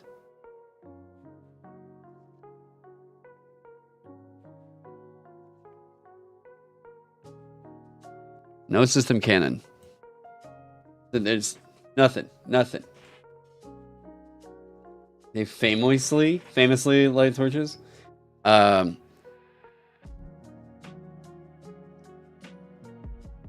yeah, I need to go over this section real quick. Hang on. So I actually edited down the guidelines a bit. We did just give them. I think that the bonus to health is enough at the moment. It is uniquely strong. Yeah, they can use torches. Yeah. Oh. Something interesting could be giving them echolocation instead of dark vision. No. We like this. The reason why people don't really like dark sight on a lot of things is because they don't feel like it reinforces some of the, they think it takes out some of the punch or the worry about darker, scarier environments. And they would rather try to run more horrific games where that was more of a factor. Yeah. Okay. So guidelines. Let me talk about this real quick. Get some takes on it, and then we'll probably go over to Rook and the Crook. When playing, there may be ways that and I'll just go through here first, and let me hear you all's takes on this. So when playing, there may be ways that the rules could be interpreted that wind up resulting in odd interactions. A situation may come up where the rules as they appear aren't clear in a ruling. In these cases, the spirit of the game should take precedent over how it potentially could function, as it was not intended to. Rule interpretations. The following guidelines should help convey what we mean by the spirit of the game. Rulings over rules. What's provided here is a toolkit for pulp fantasy storytelling, rather than a set of rules that always must be obeyed.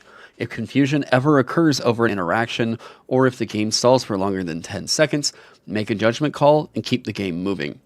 Gaming the game. Players are expected to want to play a hero in a cooperative game.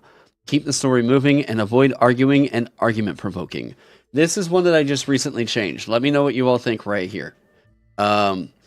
This is a guideline that I have edited down, but basically I'm trying to be less passive about the way that I write some of these guidelines and just tell people straight up, look,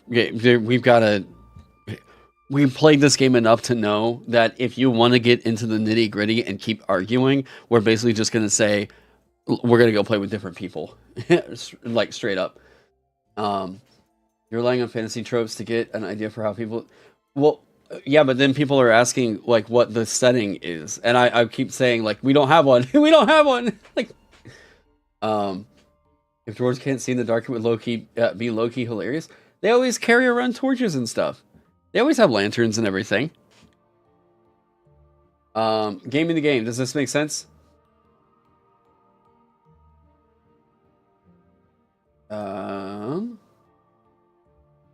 Here's the word. Sweet.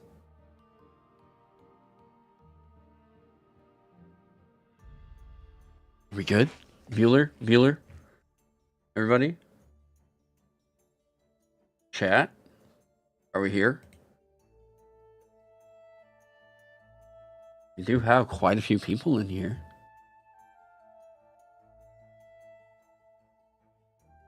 Give echolocation to a bat, Beast Folk. Yeah, probably.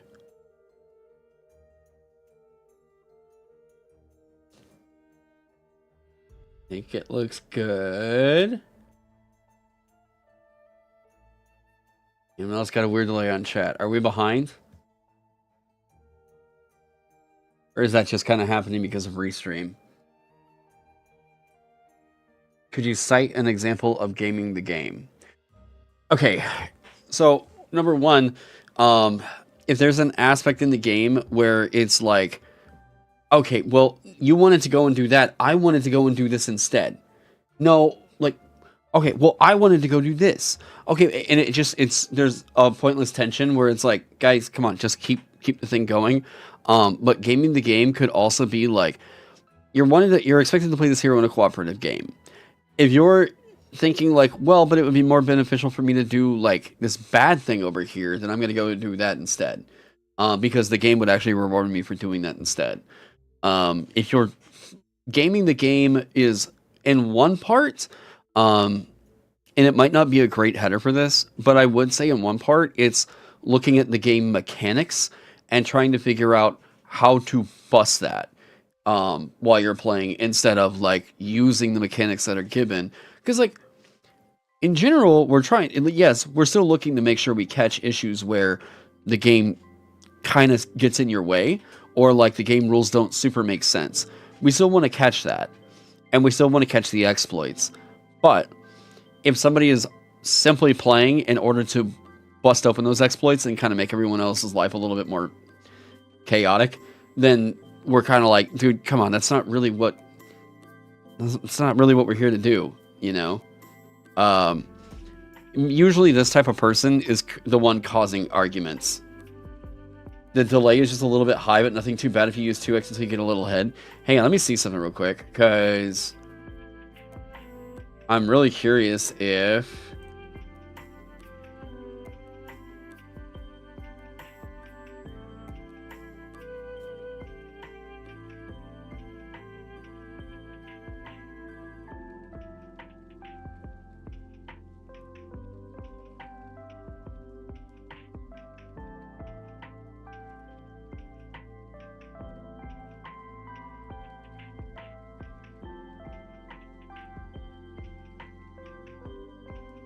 maybe that might change some things. Because...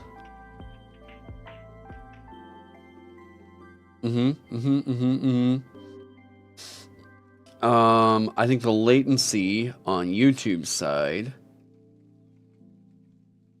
Let me see if I couldn't tweak that a little bit. Yeah,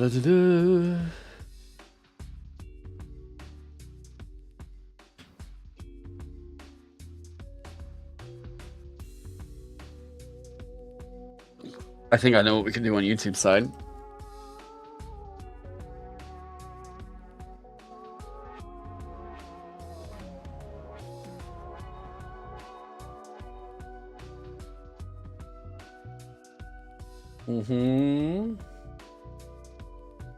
Where's the studio? That's what we're looking for.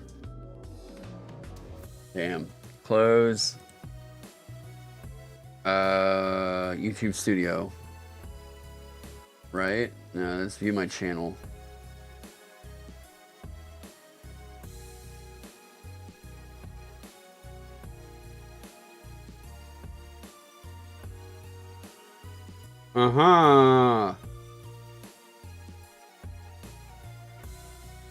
It's at normal latency right now.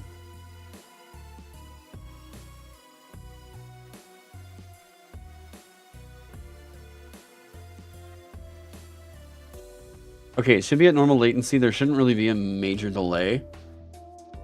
We'll see what's up. Gaming the game is a little bit too big for my liking. It should be fine.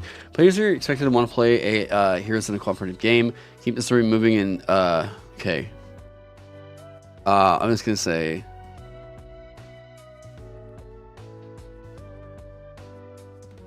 work together. Players expected to want to play a hero in a cooperative game. Keep the story moving and avoid. Yep. Okay. Let's try that. Hierarchy of specificity. This is probably the most important thing that's in here. It's so important I might need to move it out into one of the other chapters. Hierarchy of specificity. There are general rules for how the game is played and specific rules that bend and break the general rules. If a specific rule, here we go. If a specific rule contradicts a general rule, obey the specific rule. Right? We know what this means. Okay? The main example here is going to be like, okay, whenever you make an attack, you can make one attack, right? But if you get a feature in a class that says you can now make 2 attacks, okay, well, that feature should apply, right? That is a specific for you as a fighter. That's what applies, right? That's just kind of how we know to interpret these things. You know, there are certain things that you get as a character that will change how your character has the rules apply to them. That it makes sense, right? We'll see. We'll see. Let's see what the delay is like actually now.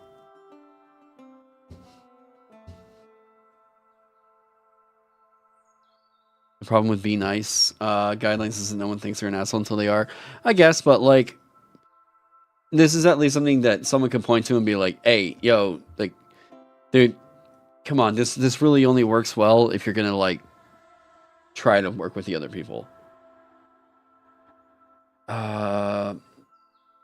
This in particular is something that seems so natural because it's so present. Maybe one, perhaps one of the first things you do in the hobby. Yeah, you'd be surprised how many people don't actually understand this, though.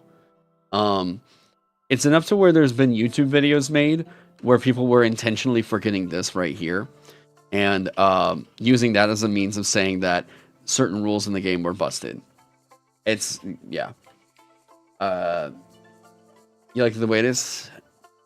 No system canon right there. Non-adversarial. There is no winning in Vagabond. The objective is to tell a story. The GM presents players with challenges. The GM has the final say in what happens for the story. Okay. The essay on forward. Vagabond tries to award as many narrative ideas as possible, with abilities designed to say yes more than no. If a player comes up with an idea for why a thing they have should reasonably work, the system tries to allow it to happen. Is that scan right? Does this kind of make sense to everybody? This is, I think, one of the things that separates Vagabond in the market. Pretty much everything kind of has that final say of like, this doesn't move forward, or like, if this thing is telling you you can't do a thing, then it's probably not what a Vagabond feature feels like. Everything should be basically telling you you can, or if you do this, you get this other thing, right? Everything's basically supposed to be saying, yes, this is what you do, and here's this thing that you get for doing that thing, right? Player choice, mechanics granted to or caused by a hero state. Either directly or indirectly, that a choice must be made, such as you gain training with a skill. These choices are always made by the player, right? Yeah. There's a philosophy of the system. I think it's fair. Cool. Turn sick. This one, it's so fucking funny how much this has come up ever since Chris made this video. Coined by Chris Trant Monk Hunkala, turn sick is short for the rules don't say I can't. In short, it's when the rules aren't being interpreted for what is written, but rather for what isn't written. There are an infinite number of things that the rules don't say you can do. It's against the spirit of the game to assume that text is not accounting for them, means the misinterpretation works. Does this make sense? This one's been in there for a while. I've had to like kind of trim it down a little bit more, but people have asked about turn sick. This is one of the things that kind of exhausted me on a lot of like optimization discussions was just how many times like people weren't really doing optimization. They were just kind of fucking with this right here to try and make a video for clicks. This wound up with a lot of stupid arguments that I'd get presented in my videos that I just decided to finally like ban it it needs to be talked about in every system. I just decided to get rid of the videos that spread this kind of idea. So like turn sick is the kind of thing that I think it's kind of funny. I think of everything that like Trant Monk has been doing ever since like, I mean, he's been doing TTRPG shit since Pathfinder was played more than, D&D. I think of everything that he's done. I think that turn sick might be his crowning achievement. Like, he came up with this and everyone was instantly like, oh my god, I know exactly what that means. I hate it whenever people come up with discussion or talking points like this. Yes, turn sick. Got all this stuff on the math. Conversions are there. And it takes these back, he's guided. This section, aside from hierarchy and turn sync, are probably the least important parts of the book. I think your wording for them gets the general idea. Okay. Now. Here's something I'm curious about. I still have plenty of space here to add more content in. If you're aware of something that's like, you know, a widely available publication that people can pick up that you know works with Vagabond, please give me a shout out. I'd love to see. I really want to make sure they're in print. So if you can find something that is in print that you know works with Vagabond, I'd love to hear about it. Those of you that have either run the system or what the hell ever, please give me a shout. Pretty much everything that's in here we have run with the game.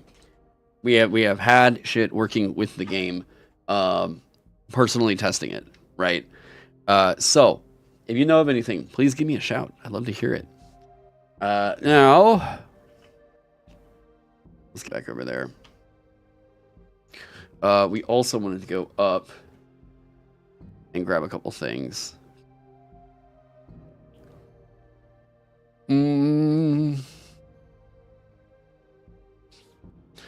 was kind of skimming real quick to look for monsters to throw in there. You know what? One of the things I'm going to do actually while I'm here, yeah, I am going to add this in for the next.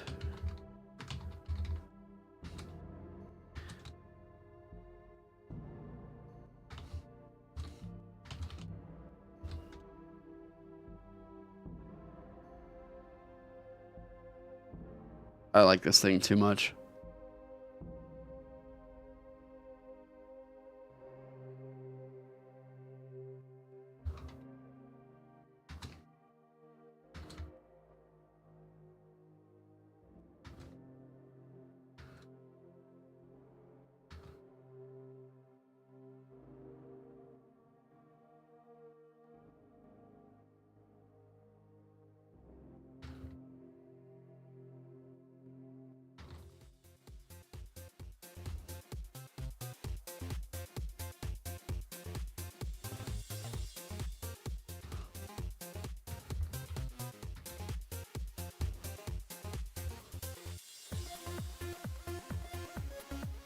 Go.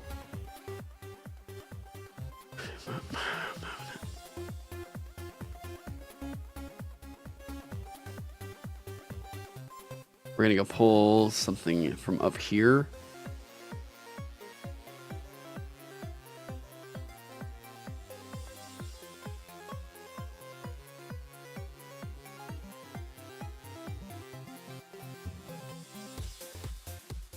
Basically pull this over.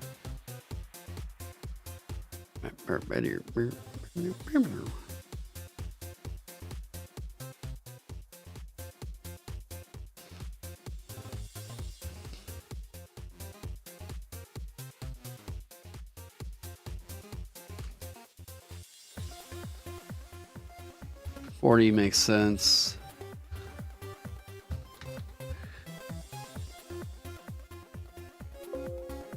Oh, damn.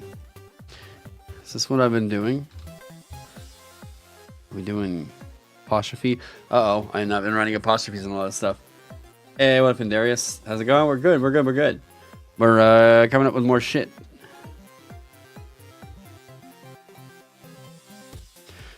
Nope, nope, nope. Get rid of this.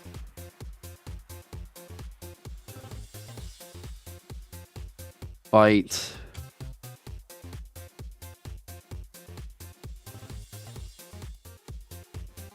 It needs to be a little bit more vicious.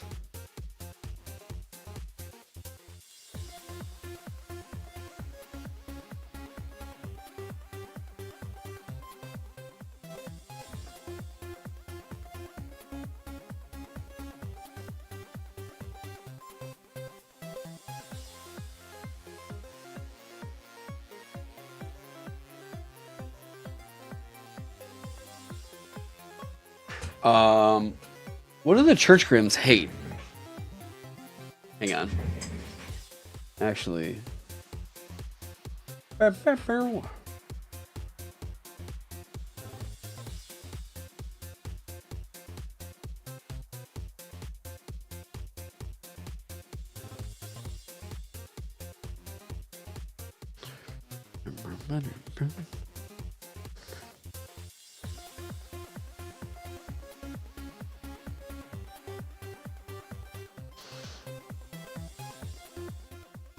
I always forget they have spells and shit.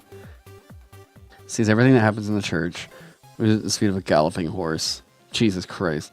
Draws 2 initiative cards the next twice per round.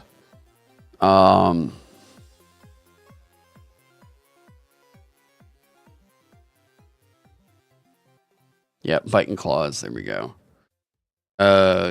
Even just at 2 damage, that's fucking wild. It's possible to attract a church grim through sinful deeds and blasphemy against God and Jesus Christ. The creature is provoked and drawn to the place. Usually tries to put an end to the sinister threats and force, but might also be an attempt to talk the sinner out of her wicked ways. In the meantime, it is possible to sneak into the church and find the place where the carcass of the grim is entombed. And the ritual, you have to get rid of the body and burn it.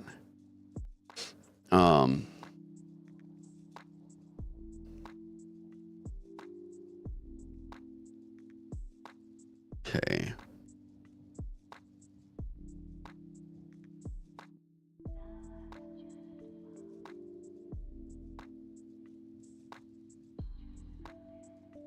That's such a fucking cool monster.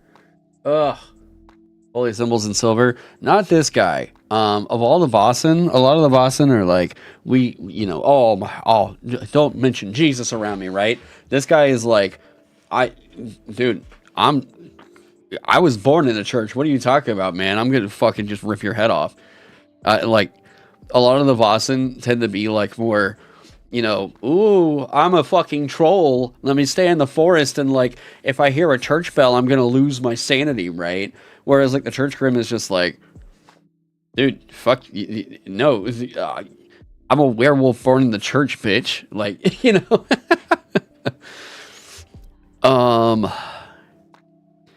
So we say like if it dies. Okay.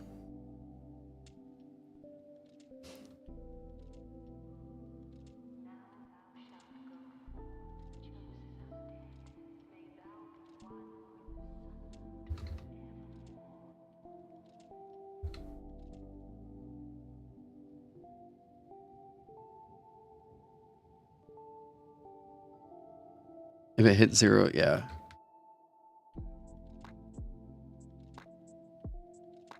Not destroyed, yeah.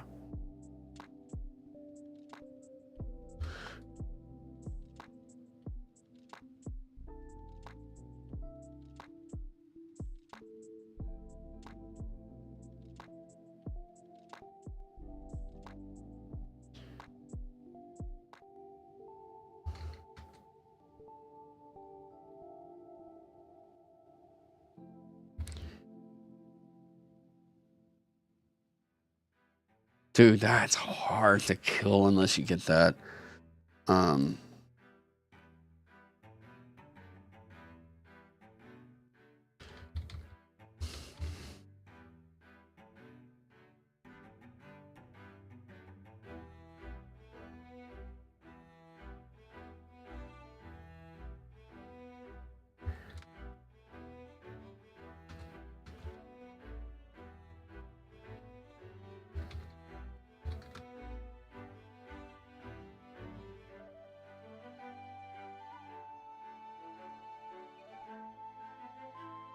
There we go. Yeah, it's a sort of holy monster. Yeah, it's a holy undead, which I think is just so fucking cool. I love the Church Grim. It's one of my favorite monsters in all of Boston. It's part of the reason why A Wicked Secret is so high up on my list. It's like my #1 recommended book for Boston too, because the adventures are all pretty damn good. Okay. We got a new monster today.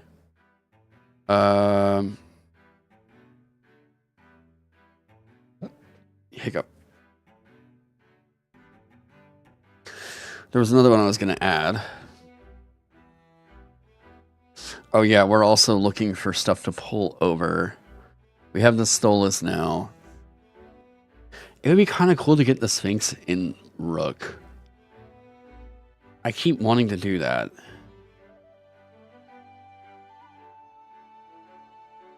I think the Sphinx makes sense. You say Boston because you imagine it rhymes with Fae. Basin? Basin. I like it. If you get your players to try a system, you definitely run a Lindworm first. We should add a Lindworm.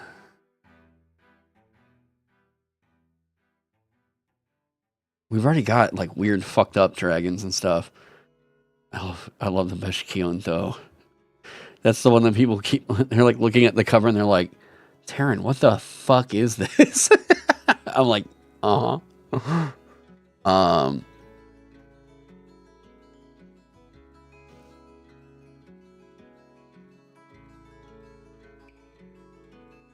A Lindworm is cool. I love that we have a Hodag too.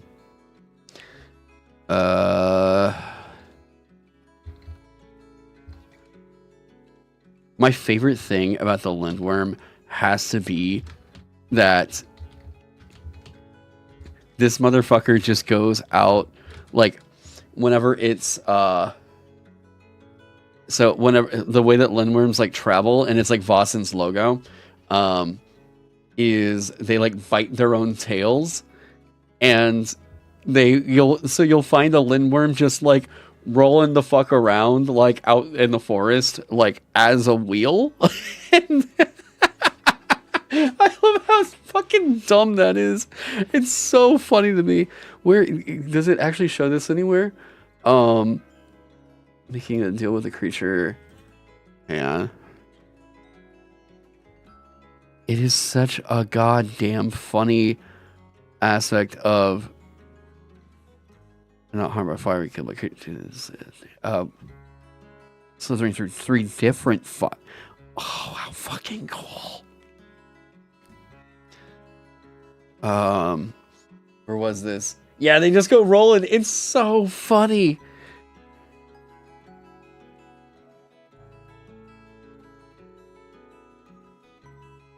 Where is it? Where is this?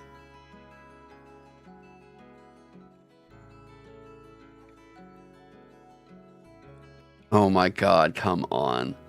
Maybe it's not actually here on the... Let's get a boat broke. My comparison. Boat is axe, a pick, and a pike. I lost a couple of stuffed birds, including a heron, in the water out of our clothes, and walking a mile along the shore, we came upon a settler who gave us food. His name was Oscar. His face was pockmarked with disease, though he described it to the acid spit of a rolling white worm. Yeah, rolling, yeah. The illness had ravaged his mind. When we left, I saw something huge slither through the woods. I asked my companion what monsters the creature could be. We saw nothing but trees and shrubbery. Yeah, so the logo for Vosson, I guess if you are not familiar, I guess it could be one of a few different logos, but the one that I think everybody's very familiar with is... Oh shit, where is it? It is... Oh no. I have it on my book.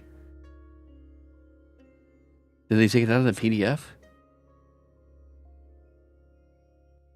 I also... God damn it, I want to write a book for Vosson so bad. Oh no. There it is. Okay, yeah. This is the image that everybody's like familiar with. I think it is so goddamn funny that they were like, yeah, no, we love the Lindworm and how goofy that is. In our horror game, yeah, no, let's get this motherfucker in there. It's so good. So how would we convert something from Vosson over to Vagabond? So one of the things we're going to do... I know the mayor's... There's tits on the mayor, and not much we can do about that. YouTube's either going to knock us or it's not. First non-script paragraph, last sentence. By biting its own tail, it's able to roll along at high speed. I could have just read the thing instead of just looking for rolling along. Yeah. How fucking funny. That is just such a goofy ass little like... Yeah, okay, these things can just cruise. You know how stupid and hilarious that is. So some of the things that are so memorable.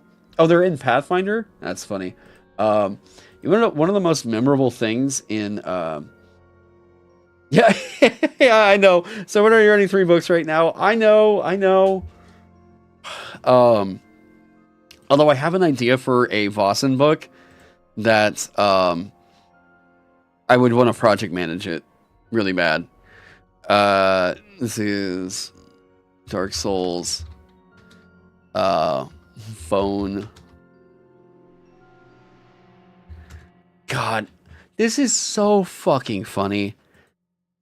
There is a monster, for those of you that haven't played Dark Souls, this is one of the fucking funniest things in the entire game. Yeah, there we go. Fellow Dark Souls here. Welcome back to another challenge run video. This time, I'll be beating Dark Souls Remastered, but every enemy is a bone wheel. I know, sounds fun, doesn't it? I decided to give myself a bit of a break this time and play with the normal controller. Even I'm life is already in danger. I just run as fast as I can to my axe, which to my surprise wasn't an axe. Really? I thought I knew these games. Oh well, this sword can't be that bad. I'm already 5 minutes in. Too late to restart now. Aside from lock on killing me, this isn't terrible damage. A silent bone wheel falls, which means the launch can start. There's these guys, yeah. So the bone wheels, and then there's the ball of bones. Where is this? I don't know why these are so fucking funny, but every time they do a Dark Souls game, skeletons are always like such a little hokey, funny ass monster.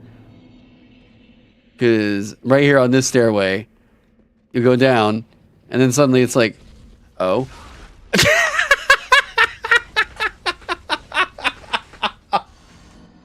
Dude, these guys are so fucking good. I love that shit. Just like, yeah, the sheep. Yeah.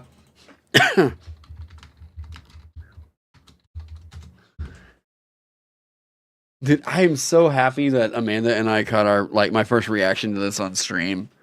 Oh, Jesus Christ. Yeah, you go over to him and it's just like, oh, yeah. And then they just roll away.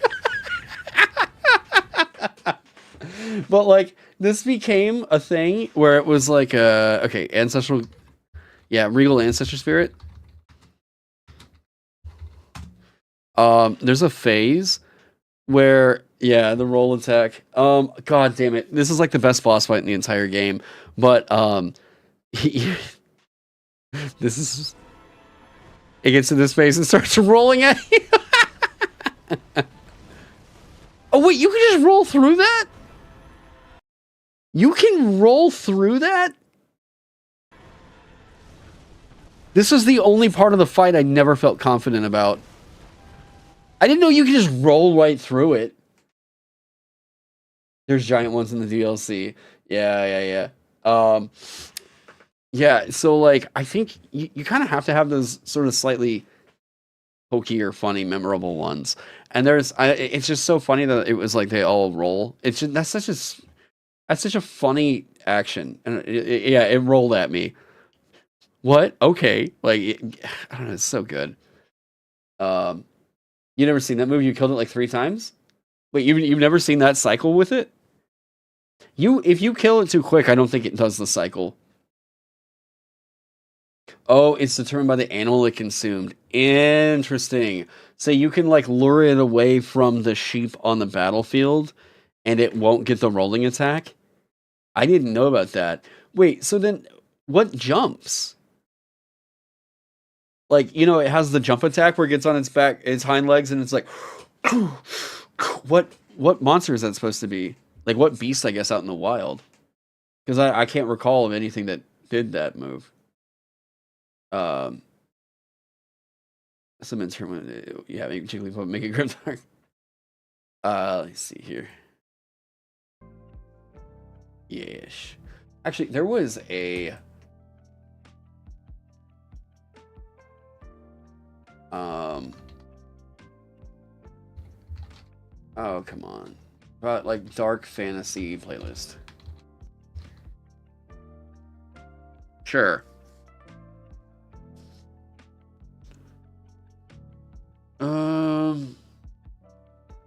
Dungeon Synth and Dark Ambient. Thank you. Is this right? Ooh, this sounds... We got it. So far, so good.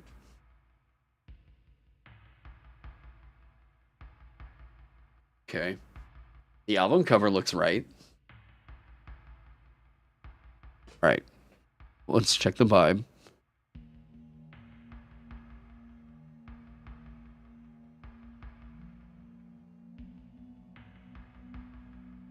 So far,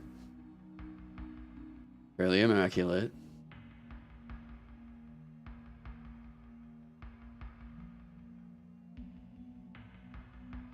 Okay, okay, let's hear a little bit more. Okay, okay, what else we got? What's this, abandoned cathedral? Hey, that'll work. Yeah, huge rollout. All right, so we need to...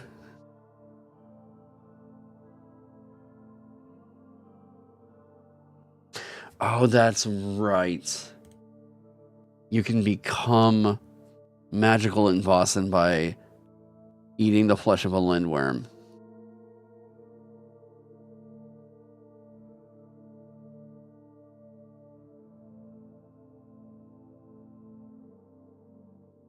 Mm-hmm.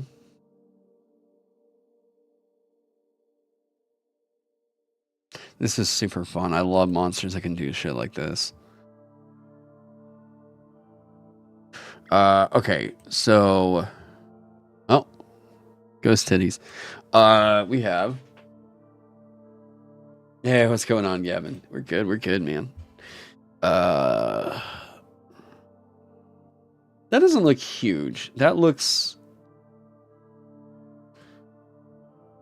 I mean, it's... Okay, that's a sword. That is a pretty big boy, huh?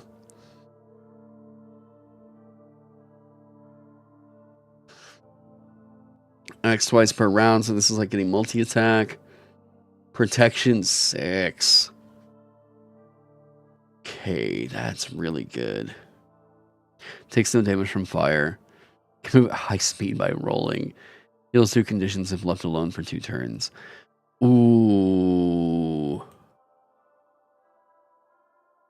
Ooh, that's really good. Oh, man.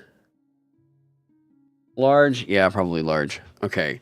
So starting out with the big beats here, we know for a fact we're basically going to be starting out with a dragon basis. So let's grab... We need that. And then... Where's the Drake?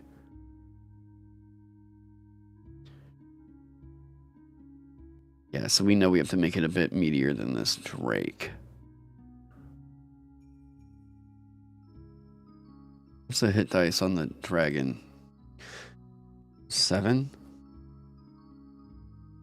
Yeah, I think we need to probably nerf this just a little bit. And we need to take a look at that here in a bit. Okay.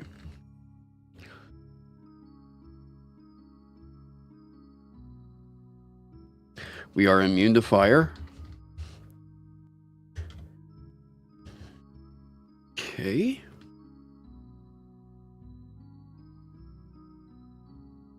Huge is too big unless it's an ancient one.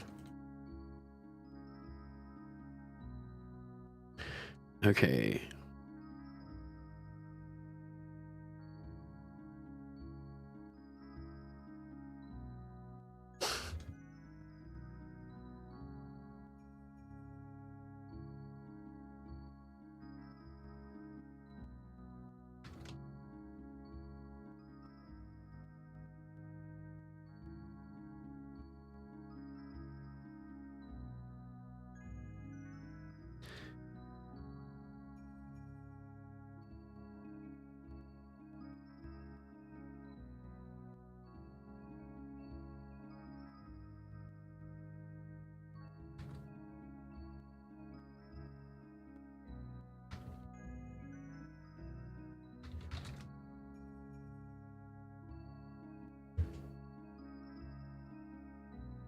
Okay, so that's dumb and funny. We also need a ability. Okay, so it has a couple different magic properties it can do.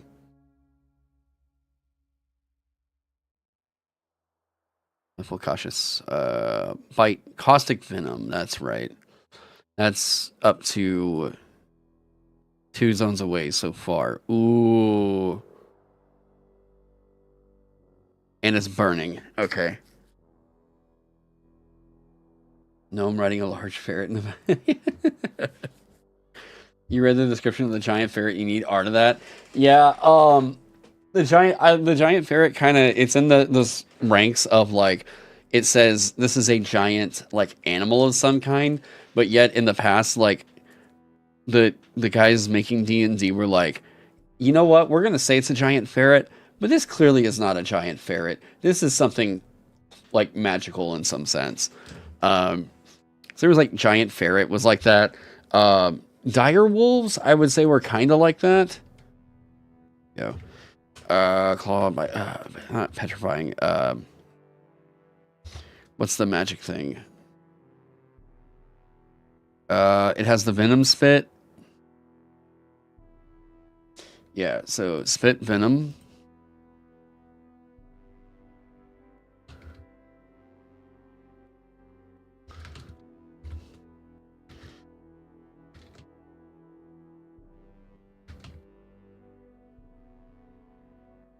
Um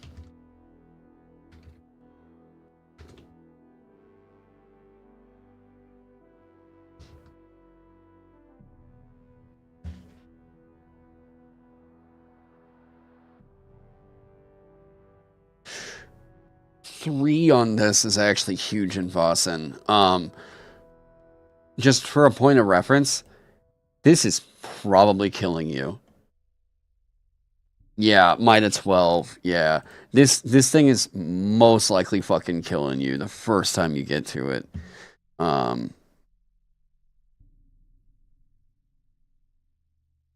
Oh, and it can bargain to give you one of these.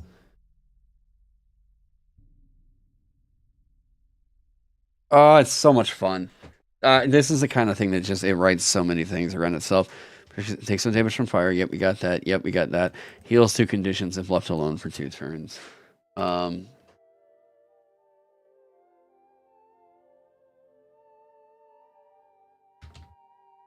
Heals. It regains.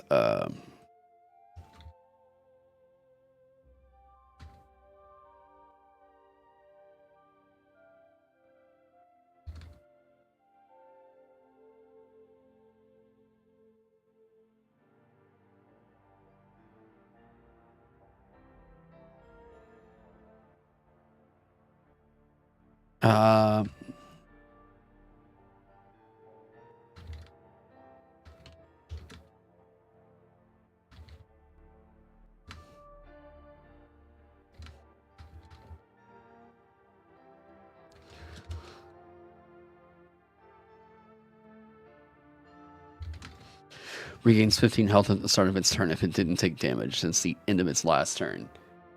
Boosh! That's good. That's really good.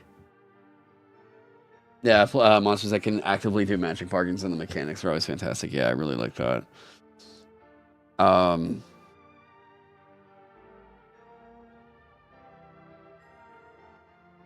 We need some damage. Look at them. They used to be called dire weasels at some point. Gnarly looking things. Yeah, they're kind of dope.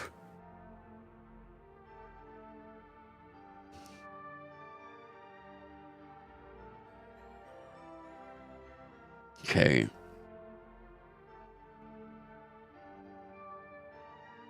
Withdraws and tries to heal.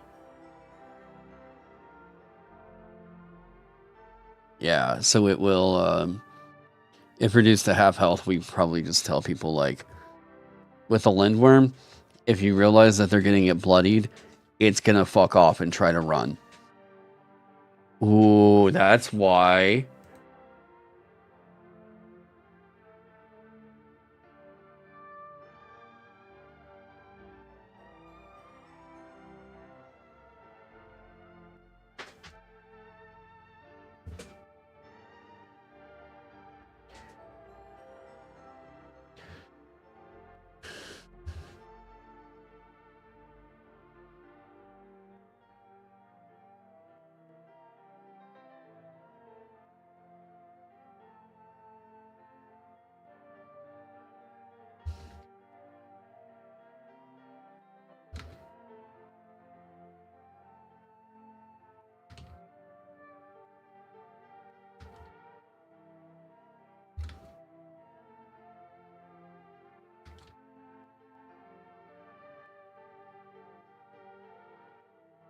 afterwards.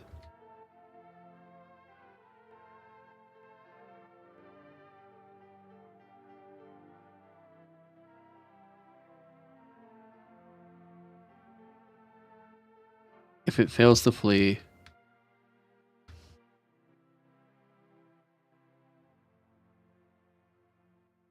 hang on.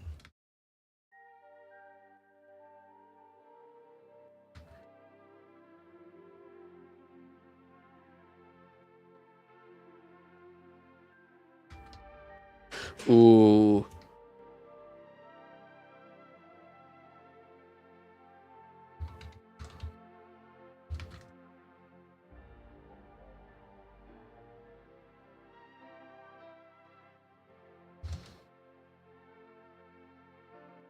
Ooh, I like that.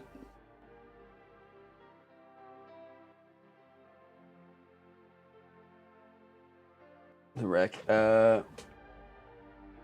Which one is one day we'll have to get something good bigger than that. Live action nonsense. I am just not. I don't. I just don't. I don't get the Transformers appeal. It's never really gotten me. All sight.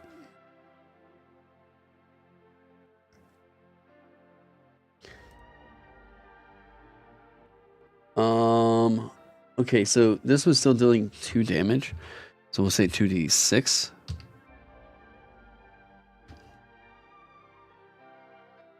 What's some other dragons doing at this point?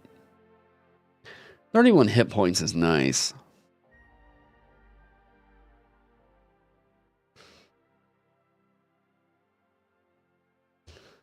$3d6 on a medium. Yeah, large. 3d8. Oh, that's fire breath. Claw 2d6, tail 2d6, bite 3d8.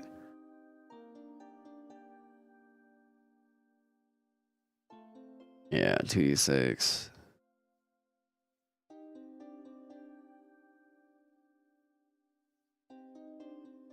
So chat was saying this is a large one. I kind of agree with that.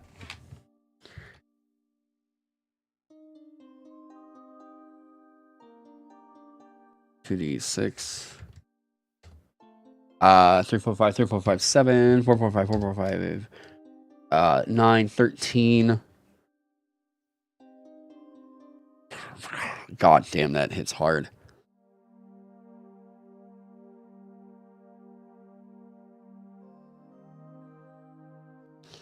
I mean, someone could just potentially nuke it, but that's why we're going to do a couple things here.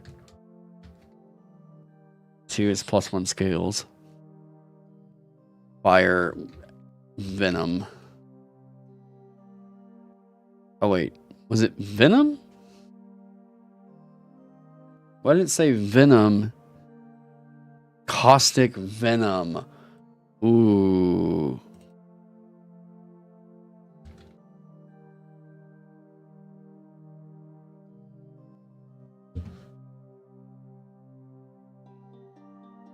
Just give it a goddamn hawk tour.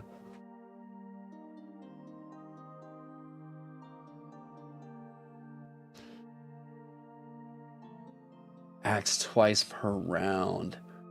Ooh. Yeah, what if we say it has 2 actions on the round?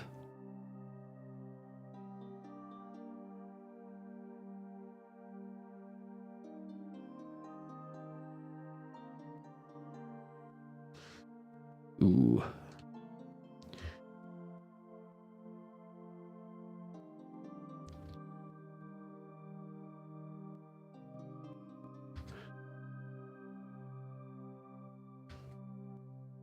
A serpent with a set of 4 legs.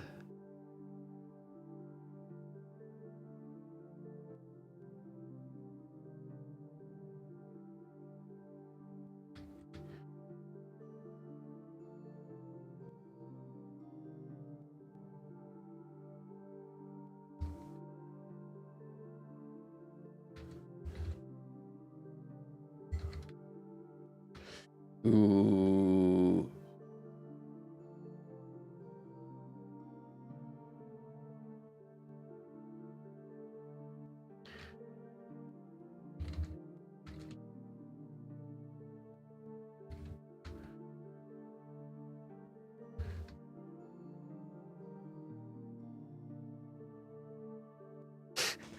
That's so fucked.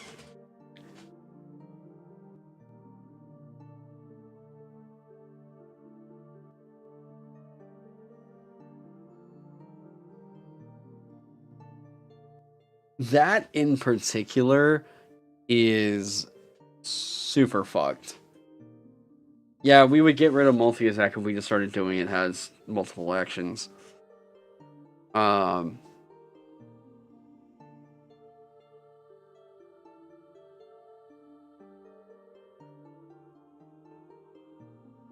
Yeah, burning and sicken, so you've got both kind of countdown die going on.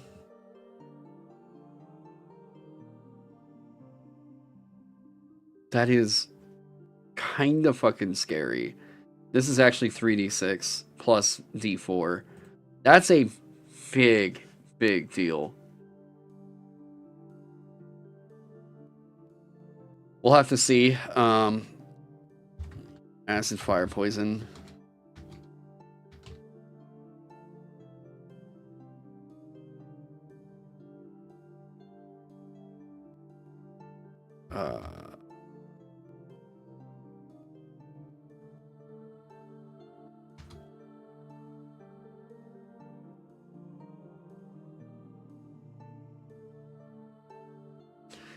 They need... I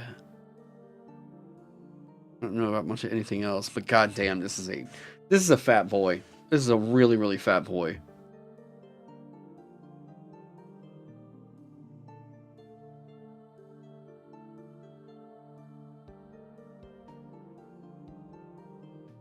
But I think the Lindworm was always kind of meant to be a bit scarier for Vossen. I would say that this is most likely, what do we got? 31 hit points here. Boom, boom. Like, if I'm just ballparking it, 2d6, 3d6, plus d4.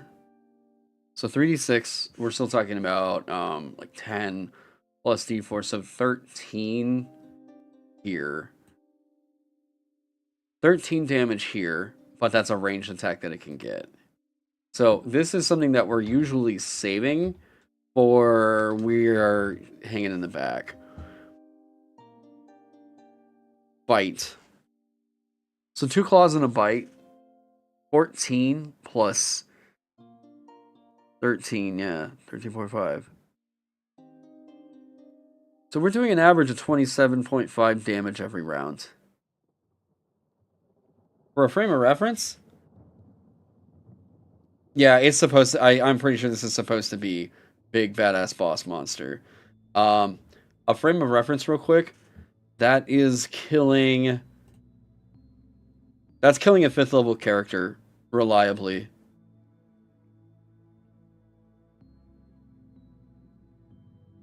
Yeah, that is the average health of a 5th level character in one hit. Like, one action. That's quite fucking big. And it regenerates its health. So we said that was 13, 14, so that is 27.5, right? So 27.5. Average DPR is actually kind of like 8.1 damage per round, because we're kind of going off of basically what is the base damage, and then subtract a 70% chance to dodge or block it.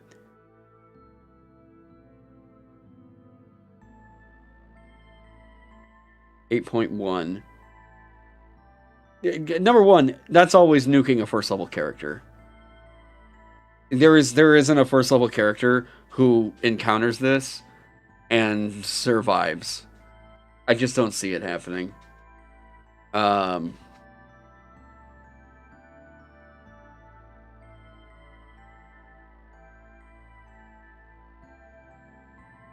31 hit points. Party of 4.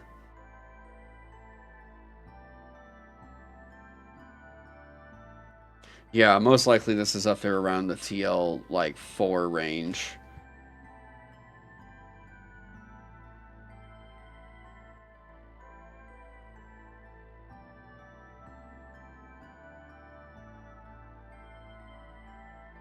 Yeah, 8.1 on average.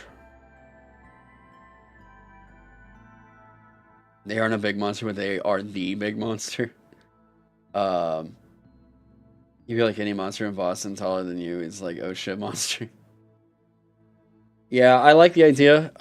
This would be a fun one to throw in there at some point. Figure out where we would want to put that one. But hey, cool, we got another monster for Vagabond. And that's basically what I do whenever I'm looking at one in like Vossen and I'm doing a conversion. Like, I just, a lot of it's just ballparking, nothing's exact, you know, we just make it work. We don't stress about it too much and we move on. Can the Hodag fit right here? Damn. You know, there is a group I'm in right now where Hodag RPG is there, and I think it would be super sick to get Hodag to draw a Hodag. I think it would be so cool for the Hodag in Vagabond to be drawn by Hodag.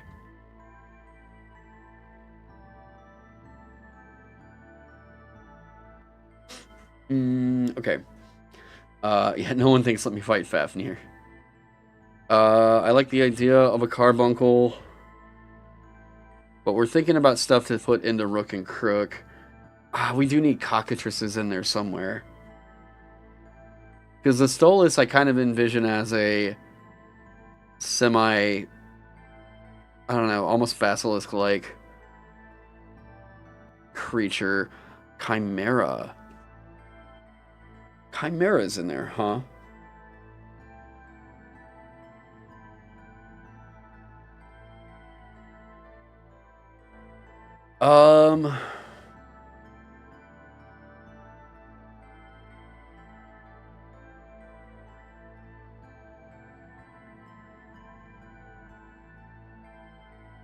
Okay. Can you make a suggestion? Yeah, totally. I like the idea that the basilisk is fine. I also feel like I might go a little bit overboard on just how often I throw these fucking petrification ones out. I don't really use chimeras much.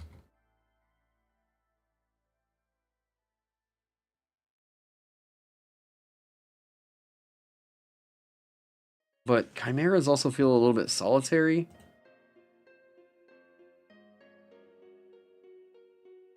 Yeah.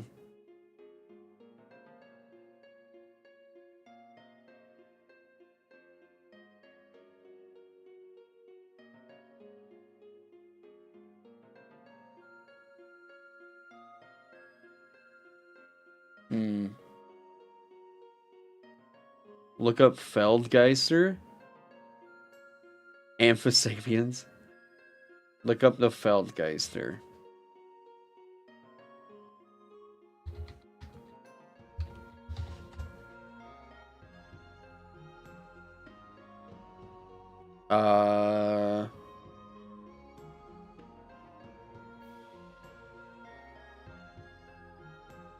There's like 8 different monsters that it's showing that this could possibly be.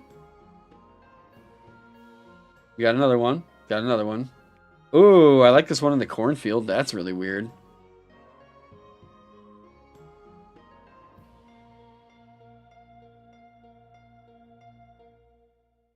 Okay, so this is... Oh, Field Ghost. Okay.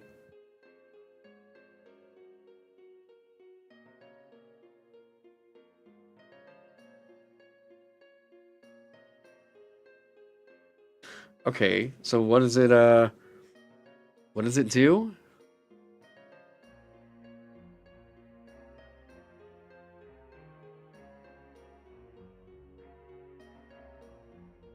That's kind of sick.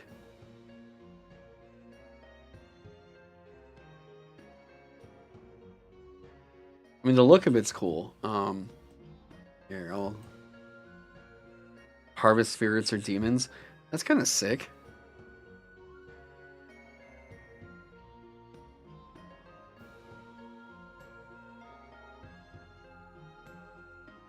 This guy is so funny. I like this look. Whatever this is horrible. If I go up to a wheat field and this thing is walking out, kill me. Just kill me. I'm done. I'm like, I'm not even gonna try to run. I'm just like, something else should take me immediately. Yeah, they kidnap people, especially children. Well, they fit right into Boston.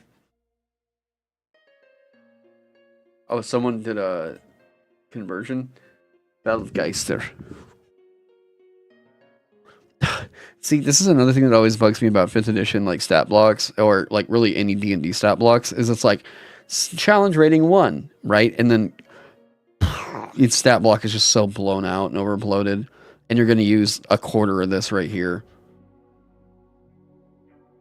This is haunting. That's so cool.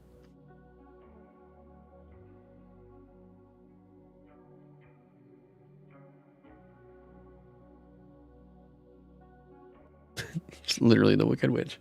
Yeah, that's sick. A prowl fields for victims. Hell yeah. So I thought about.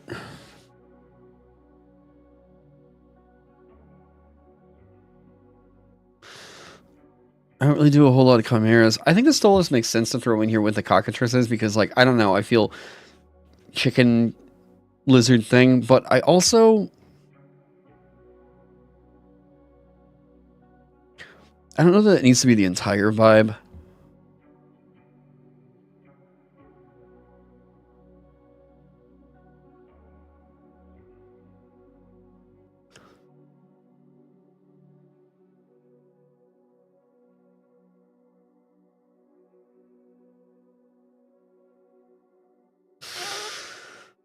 Oh. What? What? Oh, did I click the wrong thing? Oh, shit. You guys have just been looking at my lobby screen. Why didn't we say anything? Fuck. Oh, no.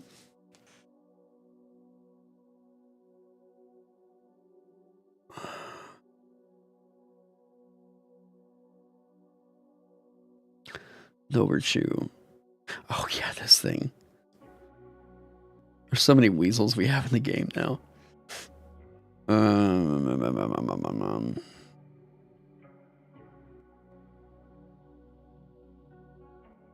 I like the idea of the griffins. They're also called corn demons. Ugh.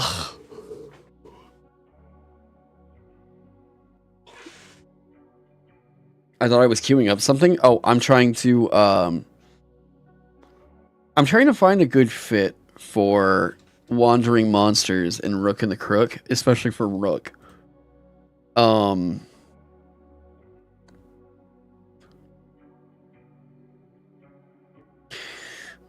Minotaur.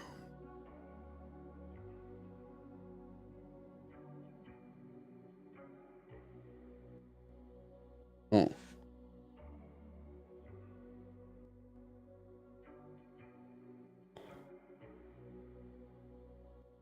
I don't know that I would want a Minotaur. Not yet. No, like we've really got to figure out a fun labyrinth mechanic. Rover, no.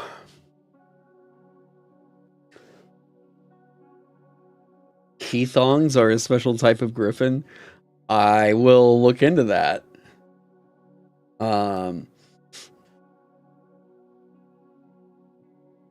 Troglodyte. Fae. Blink dogs are kind of cool. This doesn't really have like Fae vibe for the tower. Although that doesn't mean we can't lean into that and give it a little bit more identity that way.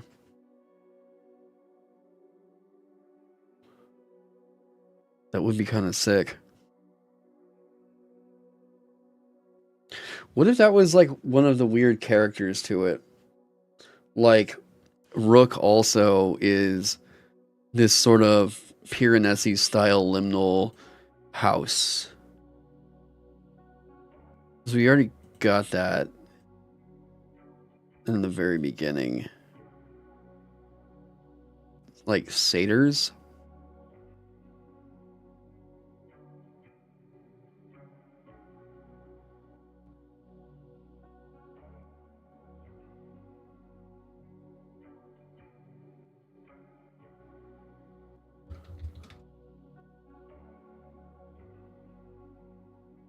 right? Animated armor. I like that. Well,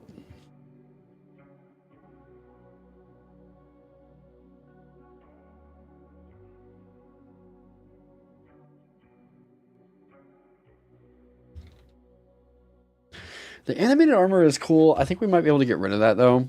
The flying swords are interesting. We might keep that. A leprechaun. No, no, no, no, no, no, no, no, no. No, there is a characteristic that I've kind of discovered whenever it comes to some system neutral material that goes for way more of the goofy angle, and that's all good. That's not really what I picture for Rook and the Crook. I picture there's not exactly horrific, because I don't think that horrific is always the way to lean into it. I think the situation is dark. I say dark. The situation is existential.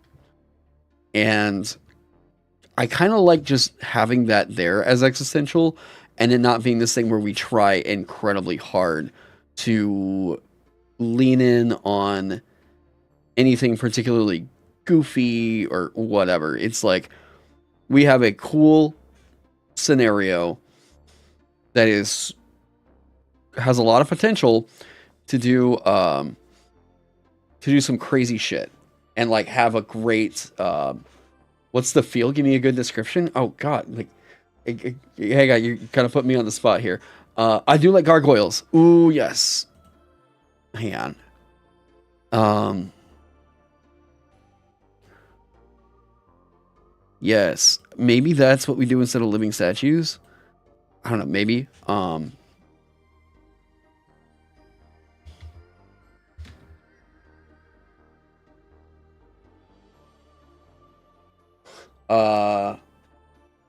Okay.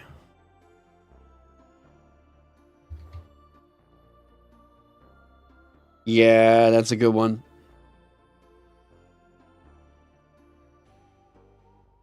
I think the Chimera might need to go.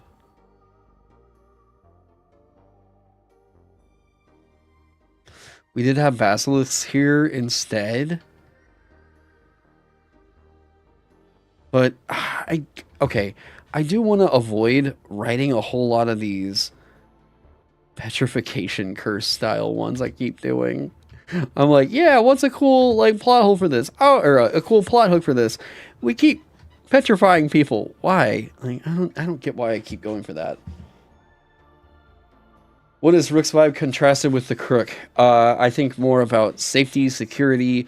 I guess Fae kind of clicks in now. Fae in a sort of like Grecian way. Where Rook is gothic horror, where Crook is cosmic horror. Maybe here. I'll show you the book that like really inspired, I guess, where I've got it in my mind. Piranesi by Susanna Clark.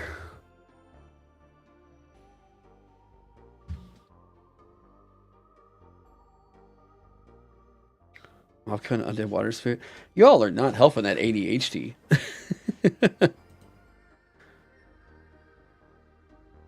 Okay, yeah. This is kind of like the vibe of Piranesi. That's a...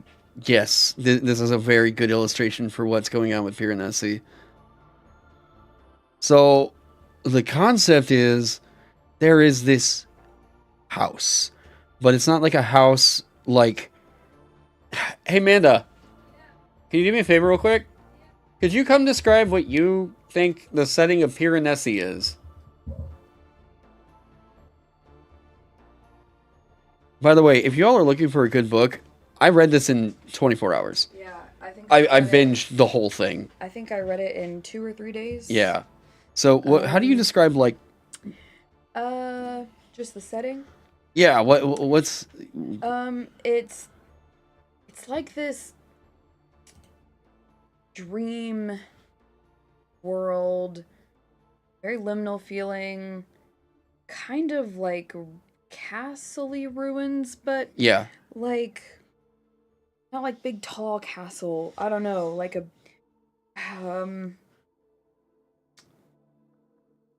also like old Roman Roman like statues were like pillars, frequently like yeah. pendentive, like it was like a mix of medieval and You think like medieval? old a little bit. See, I thought there were parts that felt like gray, castle-y, broken, doubly rocks and stairs, and then there were parts that felt like Roman columns or Greek columns and archways and but also seaside, very ocean, more beach really, but still. Well, I mean, there were parts of it ocean. that were just straight up flooded. Yeah, definitely. But yeah, very what do they call it? De-reality, like, or unreality. Huh. Okay. Yeah. Yeah, I was trying to see like because I mean the original like Piranesi artwork is Oh, I never really looked at Piranesi's artwork. original stuff. Yeah, hang on one sec. I loved it so Let's see. much. Wait. We're talking about this right here. You asked a question and now you're throwing out a bunch of rando shit. They like distract me. I'm like, wait, what? Artwork. Yes, so these are like Piranesi's sort of like Interesting. illustrations. Yeah, see, some of these feel gothic to me because like the pendentives and the archways, but then there were parts that felt see, that feels a little medieval to me too. Yeah, is there some way for us to get like bigger? Oh, interesting. Yeah, like gothic arch. Yeah, they say gothic. I don't really sense gothic. I mean, yeah, it's in place. I didn't for reading the book, but like this, it's like gaudy and Okay. You did suggestions based off of darker. what I was saying? You're saying water spirits. Oh, I guess that kind of clicks with like Piranesi, but I don't know, like yeah. See, here's more like Grecian Roman vibes. Yeah, definitely. With this like half Colosseum. Yeah, the half archways. Colosseum is super cool. Yeah, it's such a blend of those two for me. Yeah, I guess if I'm trying to think of like, because like the whole thing with Crook, at least, like Crook is like, I say eldritchy horror, not really. I think just like Crook definitely has the magical arcane vibe, whereas Rook is this more. Oh, Piranesi. Yeah, that makes a lot of sense to me. Yeah, see, like if you walk into a room, like you go up a flight of stairs and then you actually are in the courtyard of a place like this. It's like, yeah, I forget what these big archways are called. Like, oh, I don't know.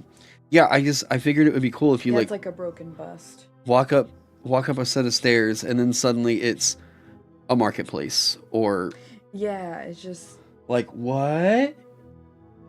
Escher, kind of, yeah.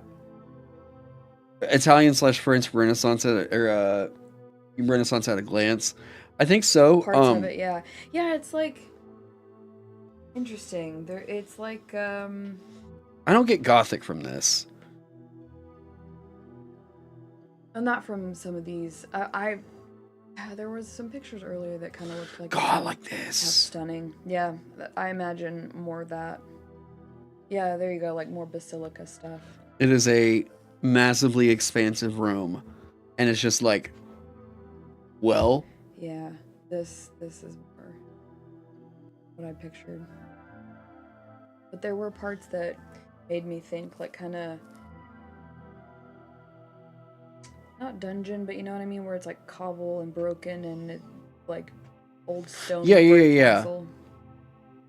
There was another there's another guy who's I think it's called Mega Structures.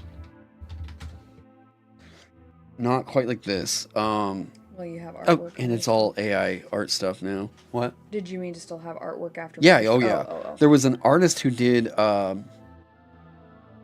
was hang on.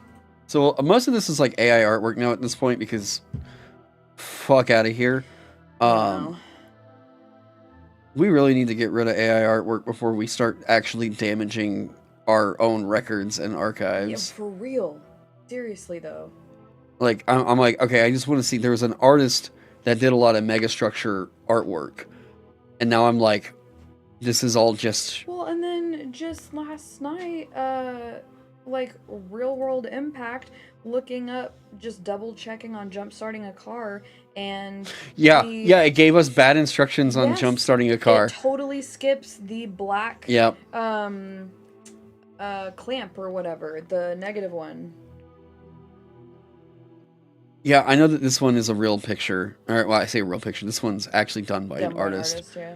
So the idea was it's like a huge tube built out in space. Oh, interesting. There's somewhat of a like version of this in Interstellar. Oh, interesting. Mm-hmm. Actually, this may have been drawn for Interstellar. That's what it reminded me of immediately. Yeah, like giant Whoa. halos. How bizarre. Yeah, imagine living on that. Crazy. That's really cool though. Yeah, Interesting. but Okay. there was an artist who did like mega structures. Yeah, Blame is really big Ooh. on mega structure. That kind of gives me Piranesi vibes a little bit Yeah. too. Arcane versus Occult kind of vibe. Maybe Oh, there's also a really cool mobile game that's like a puzzle game with dealing with perspective that reminds me of Superliminal? Mm-mm. That's an O'Neill cylinder. O'Neill cylinder. What is that game? Oh, dope. Oh, cool. Okay, I'm gonna go look up that game I was thinking. Okay.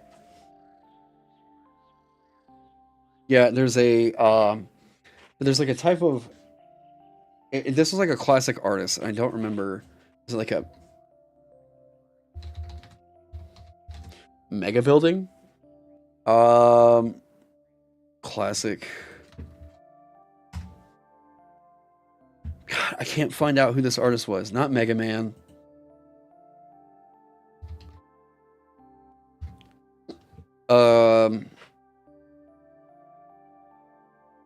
Dude, I can't find it.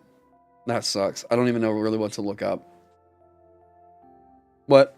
Monument Valley. I have heard of this. Monument Valley? Yeah, it gives me some Piranesi vibes a little bit. Oh, mobile game. Yeah. Oh, yeah. Yeah, I can see this. Right? Yeah, very Piranesi, very Escher-y. Yeah, because it has like the oceany vibes and these like strange things that lead places. I just and- remembered it. yeah. Temple of the Ancients from Final Fantasy.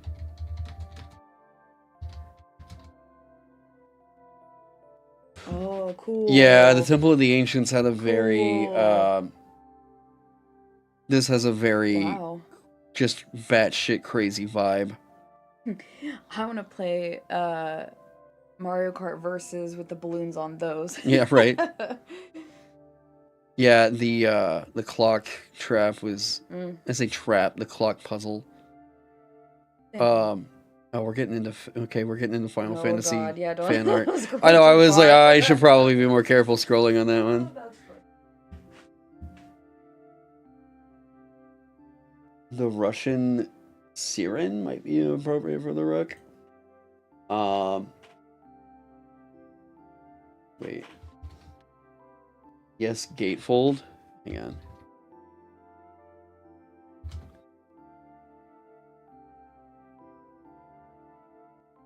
Yeah.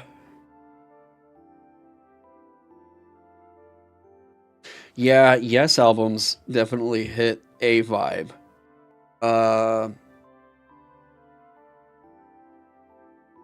It's not really doing what I was hoping it would. But it is cool.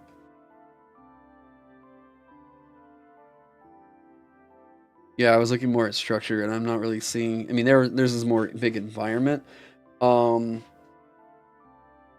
think Quest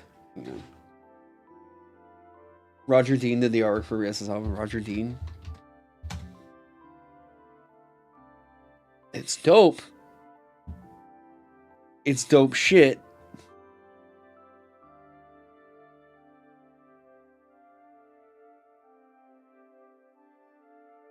I mean, it's dope shit. Dude. That is so cool. Man, this dude was busy during the 80s. Holy shit.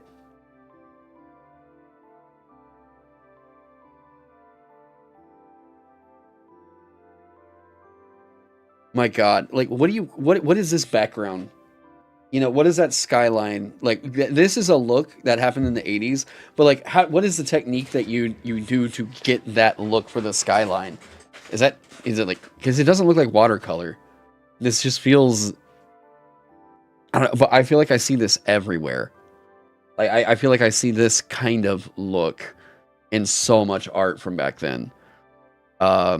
Heavy on the gradients. Yeah, just like immediate gradient, right? It's like the main premiere of all these is some kind of big fucking gradient. He's cooking every time Midjourney can never. Yeah, it's like big gradient on the back and then just crazy shit up front. Is this attempts with Midjourney to do that? Dude. Oh, like, my God. I think these are attempts with Midjourney. Because, like, some of it does feel a bit...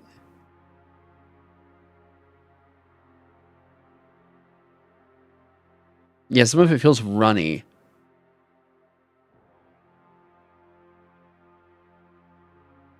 Okay, so this is talking about AI artworks.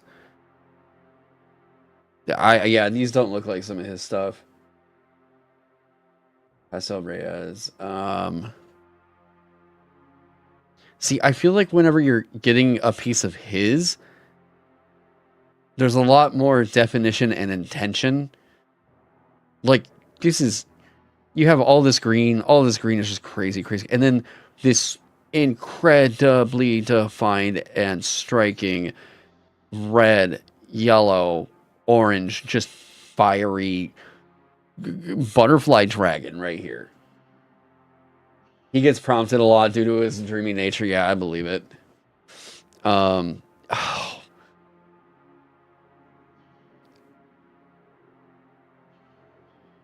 I don't know.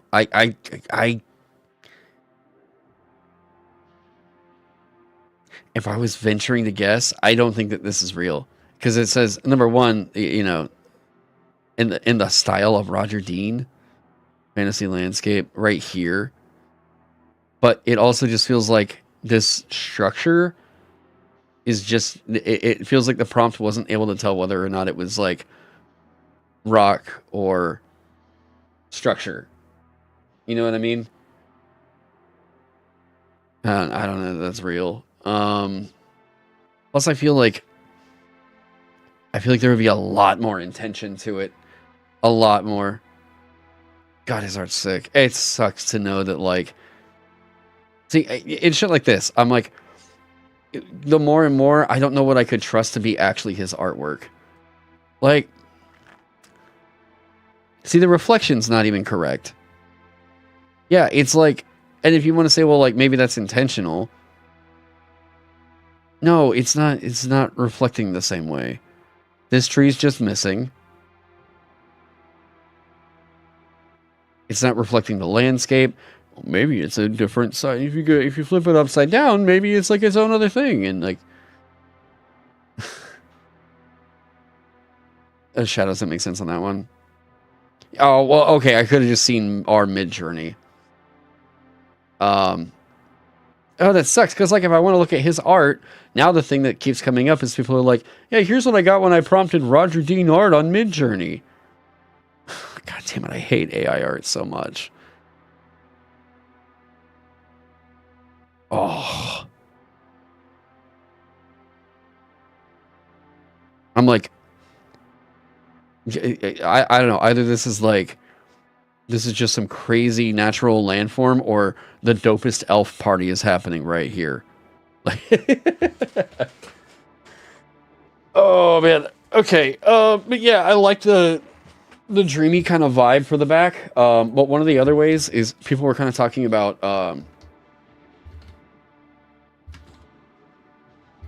so how do I feel about Crook's vibe? Crook, I look at Quest 64, and I look at one of the final dungeons they had. Let me see if I can find a playthrough of it real quick.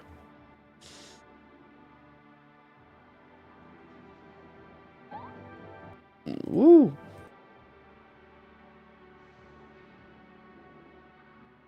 Let me see here.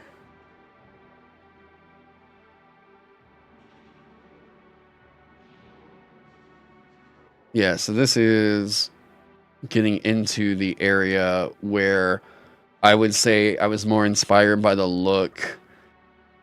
Like, this is all cool. I am down for this vibe. Yes, this is odd.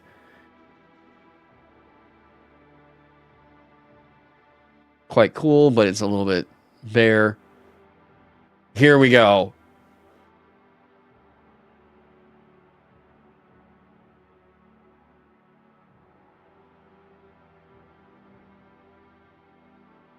All right, we're getting there.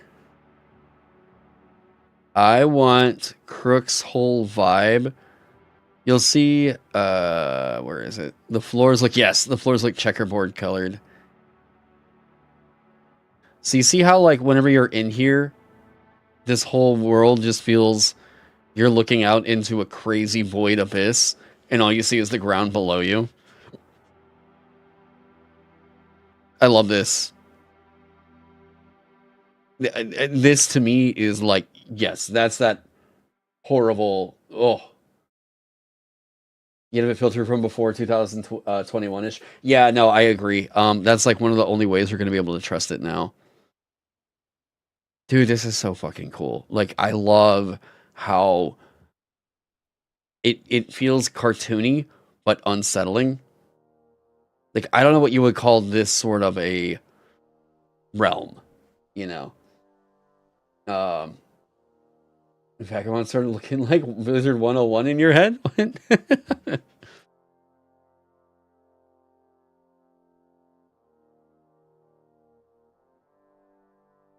Oh, I could get lost in this shit. It's so cool. Everything about the aesthetic, pillars. I'm trying to think, because we still have some empty rooms. How could we? Some of those should probably be like reinforcing the set piece. Yeah, like this. There's just a door, and you don't see. There's just a door. You don't see any walls in front of, or walls that it connects to. You don't see anything in front of or behind it. It is just a door, right? It's literally Alice in Wonderland mini dimensions from room to room.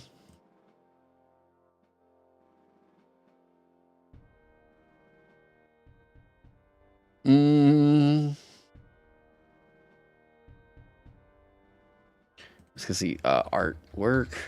I don't really care to see the Disney version. Of course, it's just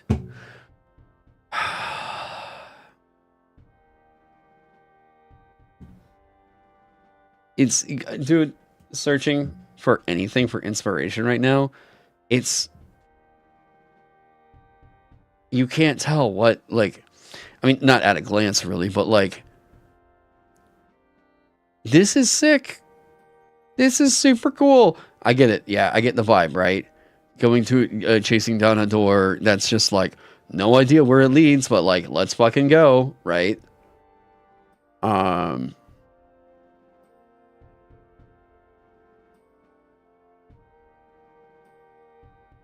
I need to actually read what is this, Through the Looking Glass?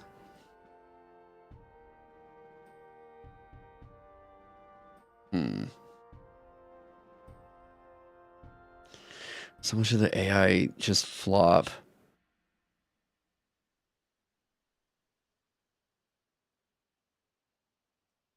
It's kind of cool.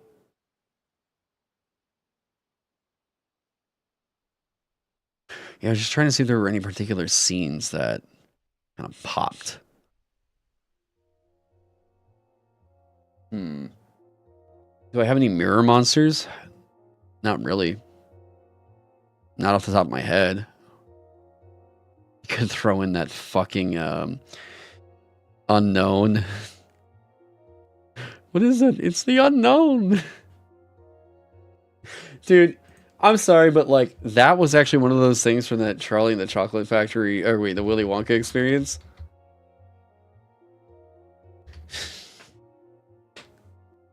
Like someone just, I guess this was a monster that they prompted it and it did crap this out, but like the guy who made it just sort of like was trusting the AI to make this thing for him. But like of everything that was just a stupid idea, the description of this and turning it into this creature is honestly kind of like, okay, why does it, what's the mirror do though? That's kind of sick. Yeah, and some people have actually, stay back, Charlie, said Mr. Wonka, it's the unknown.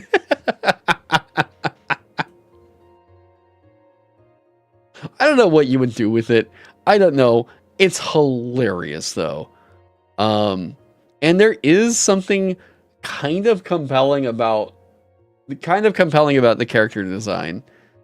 I love that everyone keeps drawing it with this, the just tired of your shit Oompa Loompa chick.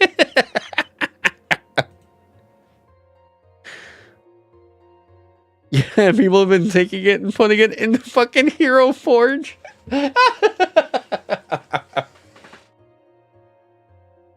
You just saw your pledge big number go. Hey, thank you so much. Oh my god. Ugh. Okay. Yeah, I don't really have anything that's specifically like a mirror monster.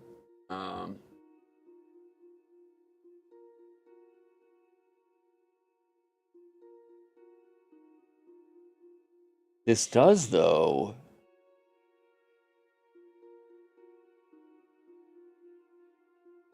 This does help to explain something. Hang on.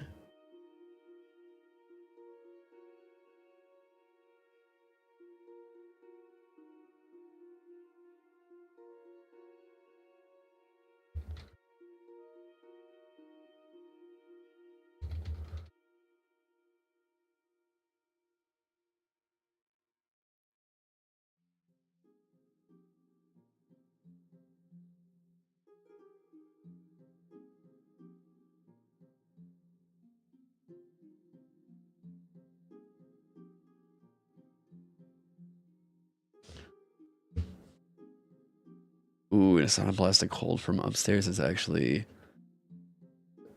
Ooh.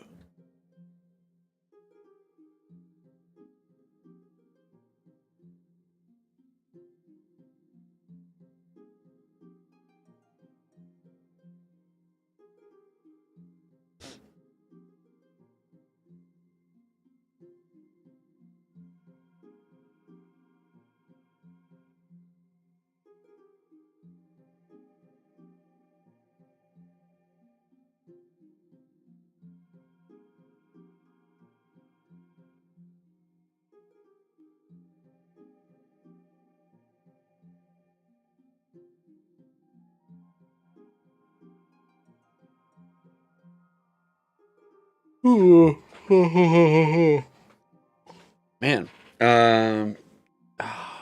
what would it be?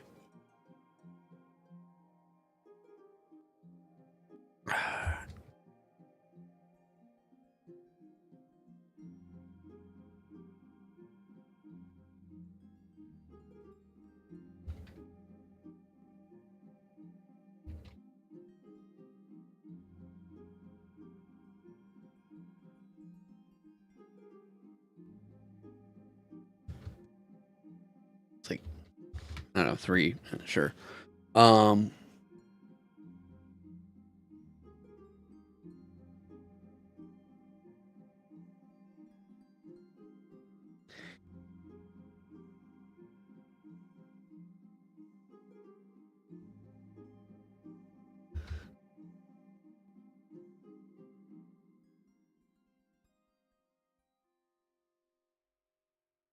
Hang on.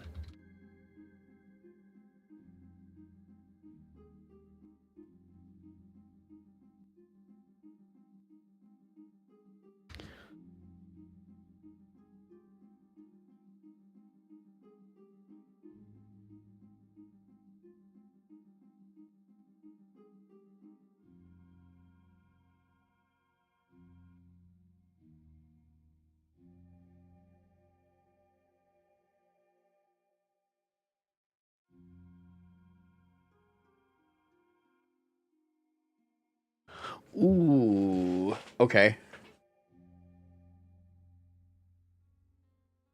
And what would this stop? So we have a turbine in here of some kind. That...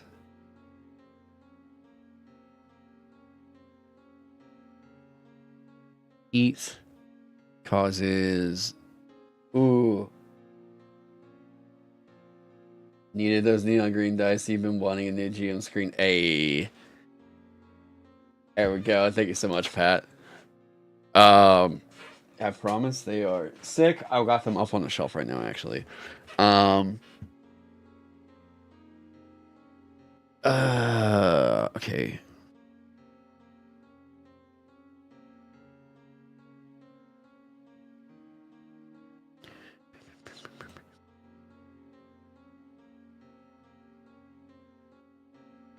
So if it just turns this off, right? We turn it off, keep the thing corked. The Phoenix stops screaming. This is an easy thing, right? You stop this. The water's pouring on the Phoenix. We probably shouldn't have it just be this easy. A decanter of endless water.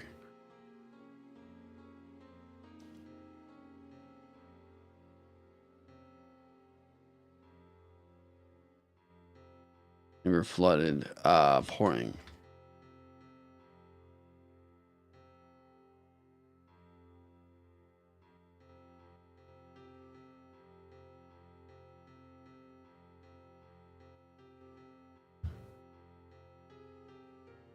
Okay. Okay. Can you talk to the Phoenix? Do they have a... I mean, I just let people do that. If it makes sense for their table, they can do it. Languages are not a thing in Vagabond because I think that they are a waste.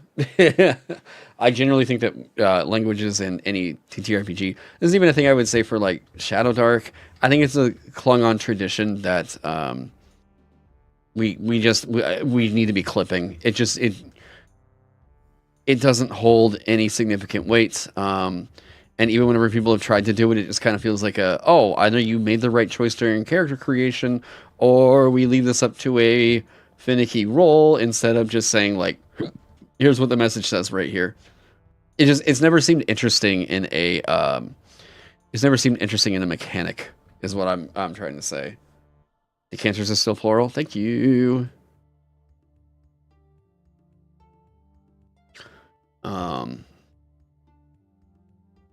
Cage Phoenix.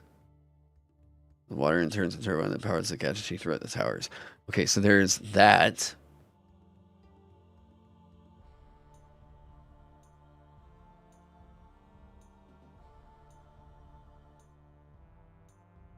Up on top, so like right in here.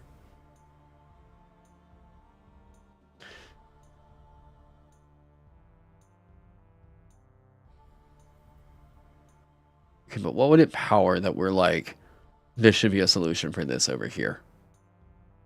So we have something that is an off switch. But an off switch for what is the interesting thing? We could say it is just the wish machine and then they're in like, oh, okay. But like, this feels like it needs to turn off things. Because otherwise it's just like, hey, this guy was torturing a fucking bird on top of that tower, man. Like, for what?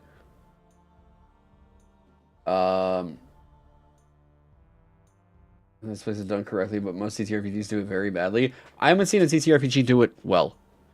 I don't think any TTRPG does it well, because I just think it doesn't make...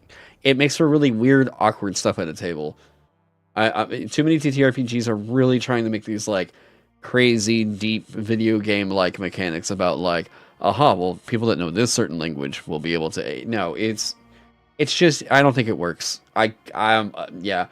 I even wrote the Rune Keeper for 5e to try and give languages a mechanical benefit, right? I just... yeah.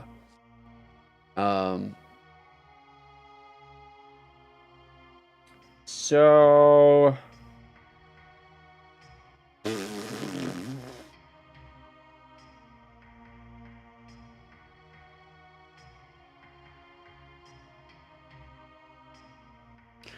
This is at least an idea.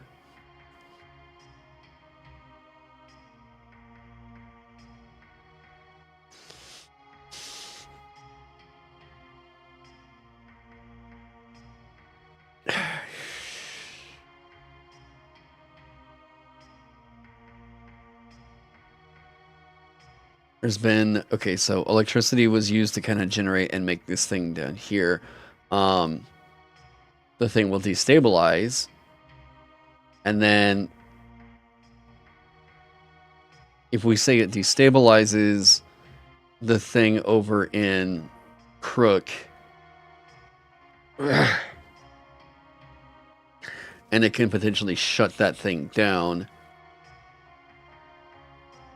we have a spot that needs to get guarded really well. This is now open to the outside. Specifically, it's open to the outside.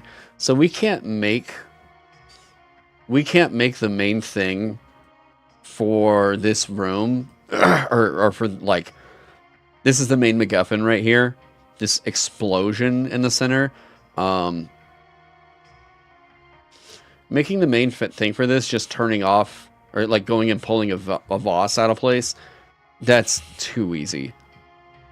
This has happened, but now how do they stop it? That's the interesting thing here. There is a small universe, and if they just stop this expansion all of a sudden, that could be bad as well. And I like the idea. It's like, no, you can go and stop this. But if you do, this thing immediately starts going off.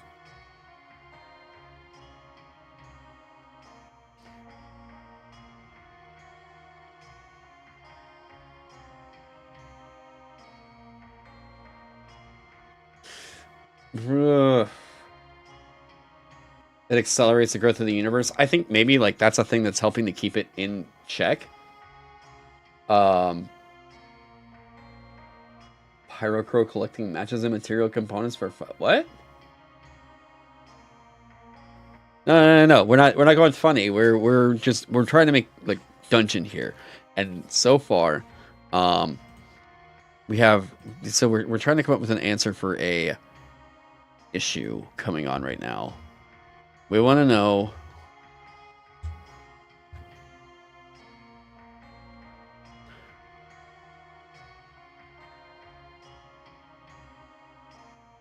okay. That's the deal, right? It's out of control at this point. We've already gotten this taken care of here. We can probably get rid of this.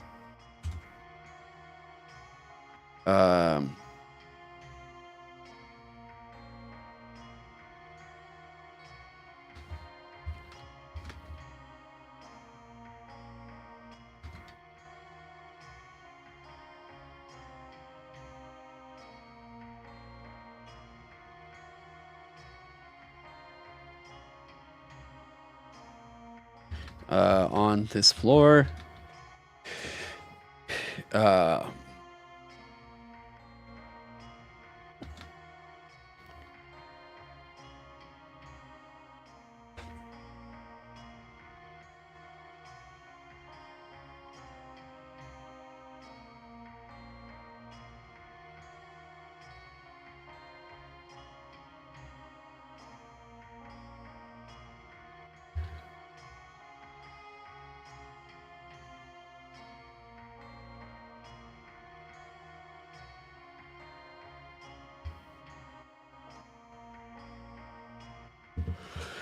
Okay, so we got that.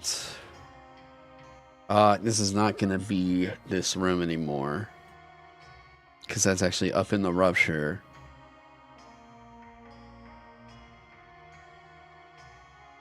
Let's update some of these. Right, because that room is gone now. Okay. Let's update some more of you. Okay, this song has done the same thing for 5 minutes. Wow.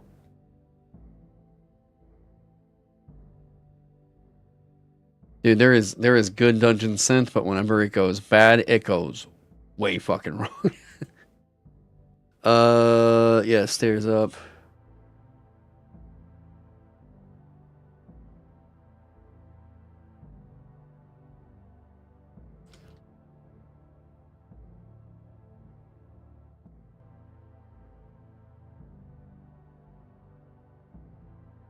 Okay. This room should be warped. We need, like, this was too close to all this shit.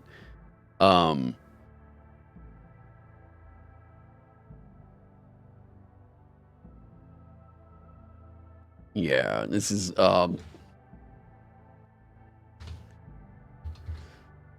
don't know, that seemed like a cool phrase. An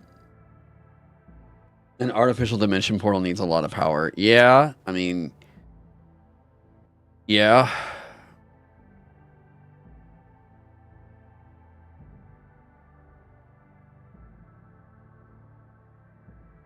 I mean, look. They could just kill the Phoenix if they wanted, I guess.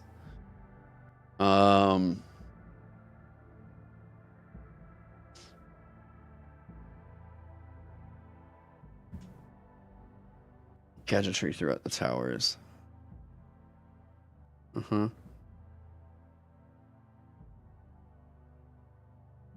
Captain Payne, I guess. I guess here we'll just say tortured by the...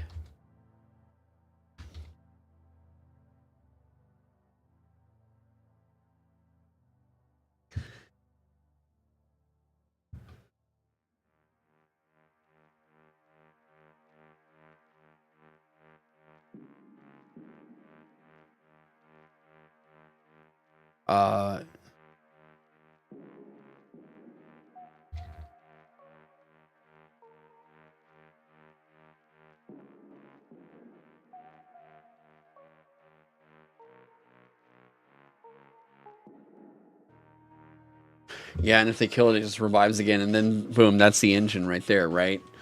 So their fuel source is just they have a portal that drops in water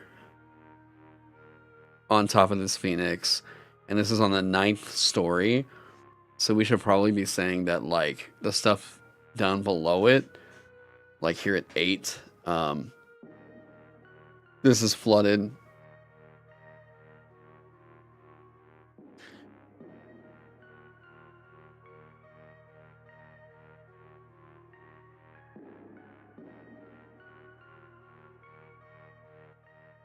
So this is, we've gotten rid of this chamber right here. There is a portal underneath one of these.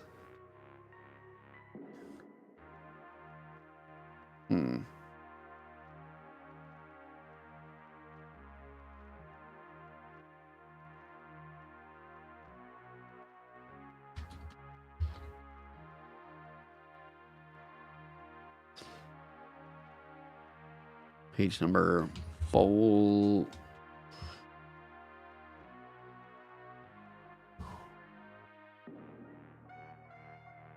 Uh-oh. You crashing? Go for Rook the Crook. Thank you. Bowler, thank you. Let me see here. 1058. Okay. We have that. Okay, so we have our concepts ready to go. Would have said portal is how the Stolas got there. Trying to think of this. Because here, this is the, I guess this will be the, a lot of y'all are participating in the adventure writing thing, so you're not going to get to play this one, but for those of you that are interested in running it, at least here's what I think the big kind of reveal is that happens with Crook. I mean, now we know what this big holy flame is up at the top of Rook. The thing that happens with Crook,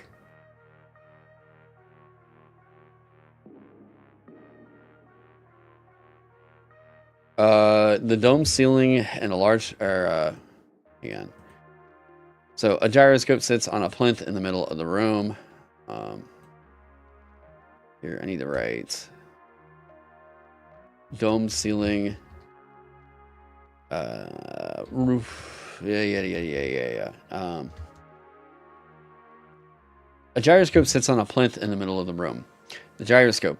It can be used to magically control Crook's roof, which is actually a large telescope. The roof will rotate in a way that keeps the room intact and automatically returns to its normal form when the gyroscope isn't being used. So, Crook's top is actually a inverted telescope. And that's where I've kind of got the idea of like, oh, okay, well, Stolas astronomy, right? So we have something in here that, like, this is part of the like high fantasy weird, like, okay, this is bizarre, right? Like I want this to click as a like, oh shit moment. But also I wanted to create an environment that was so cool that once the players cleared it out and they felt like it was safe to like reside here, they'd be like, oh, this is our base now. Like we want, yeah, this is ours. So one of the endings for this could literally be, hey, if they decided they just like they want to destroy this, that's on them. But in doing so, they give up one of the big treasures of that, and that is 2 dope-ass towers. You know?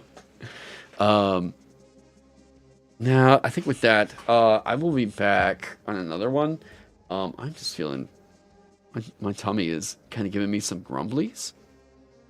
And we've got some Uzumaki coming in. So because of all that, I think I'm going to split. And we will be back. We will be back.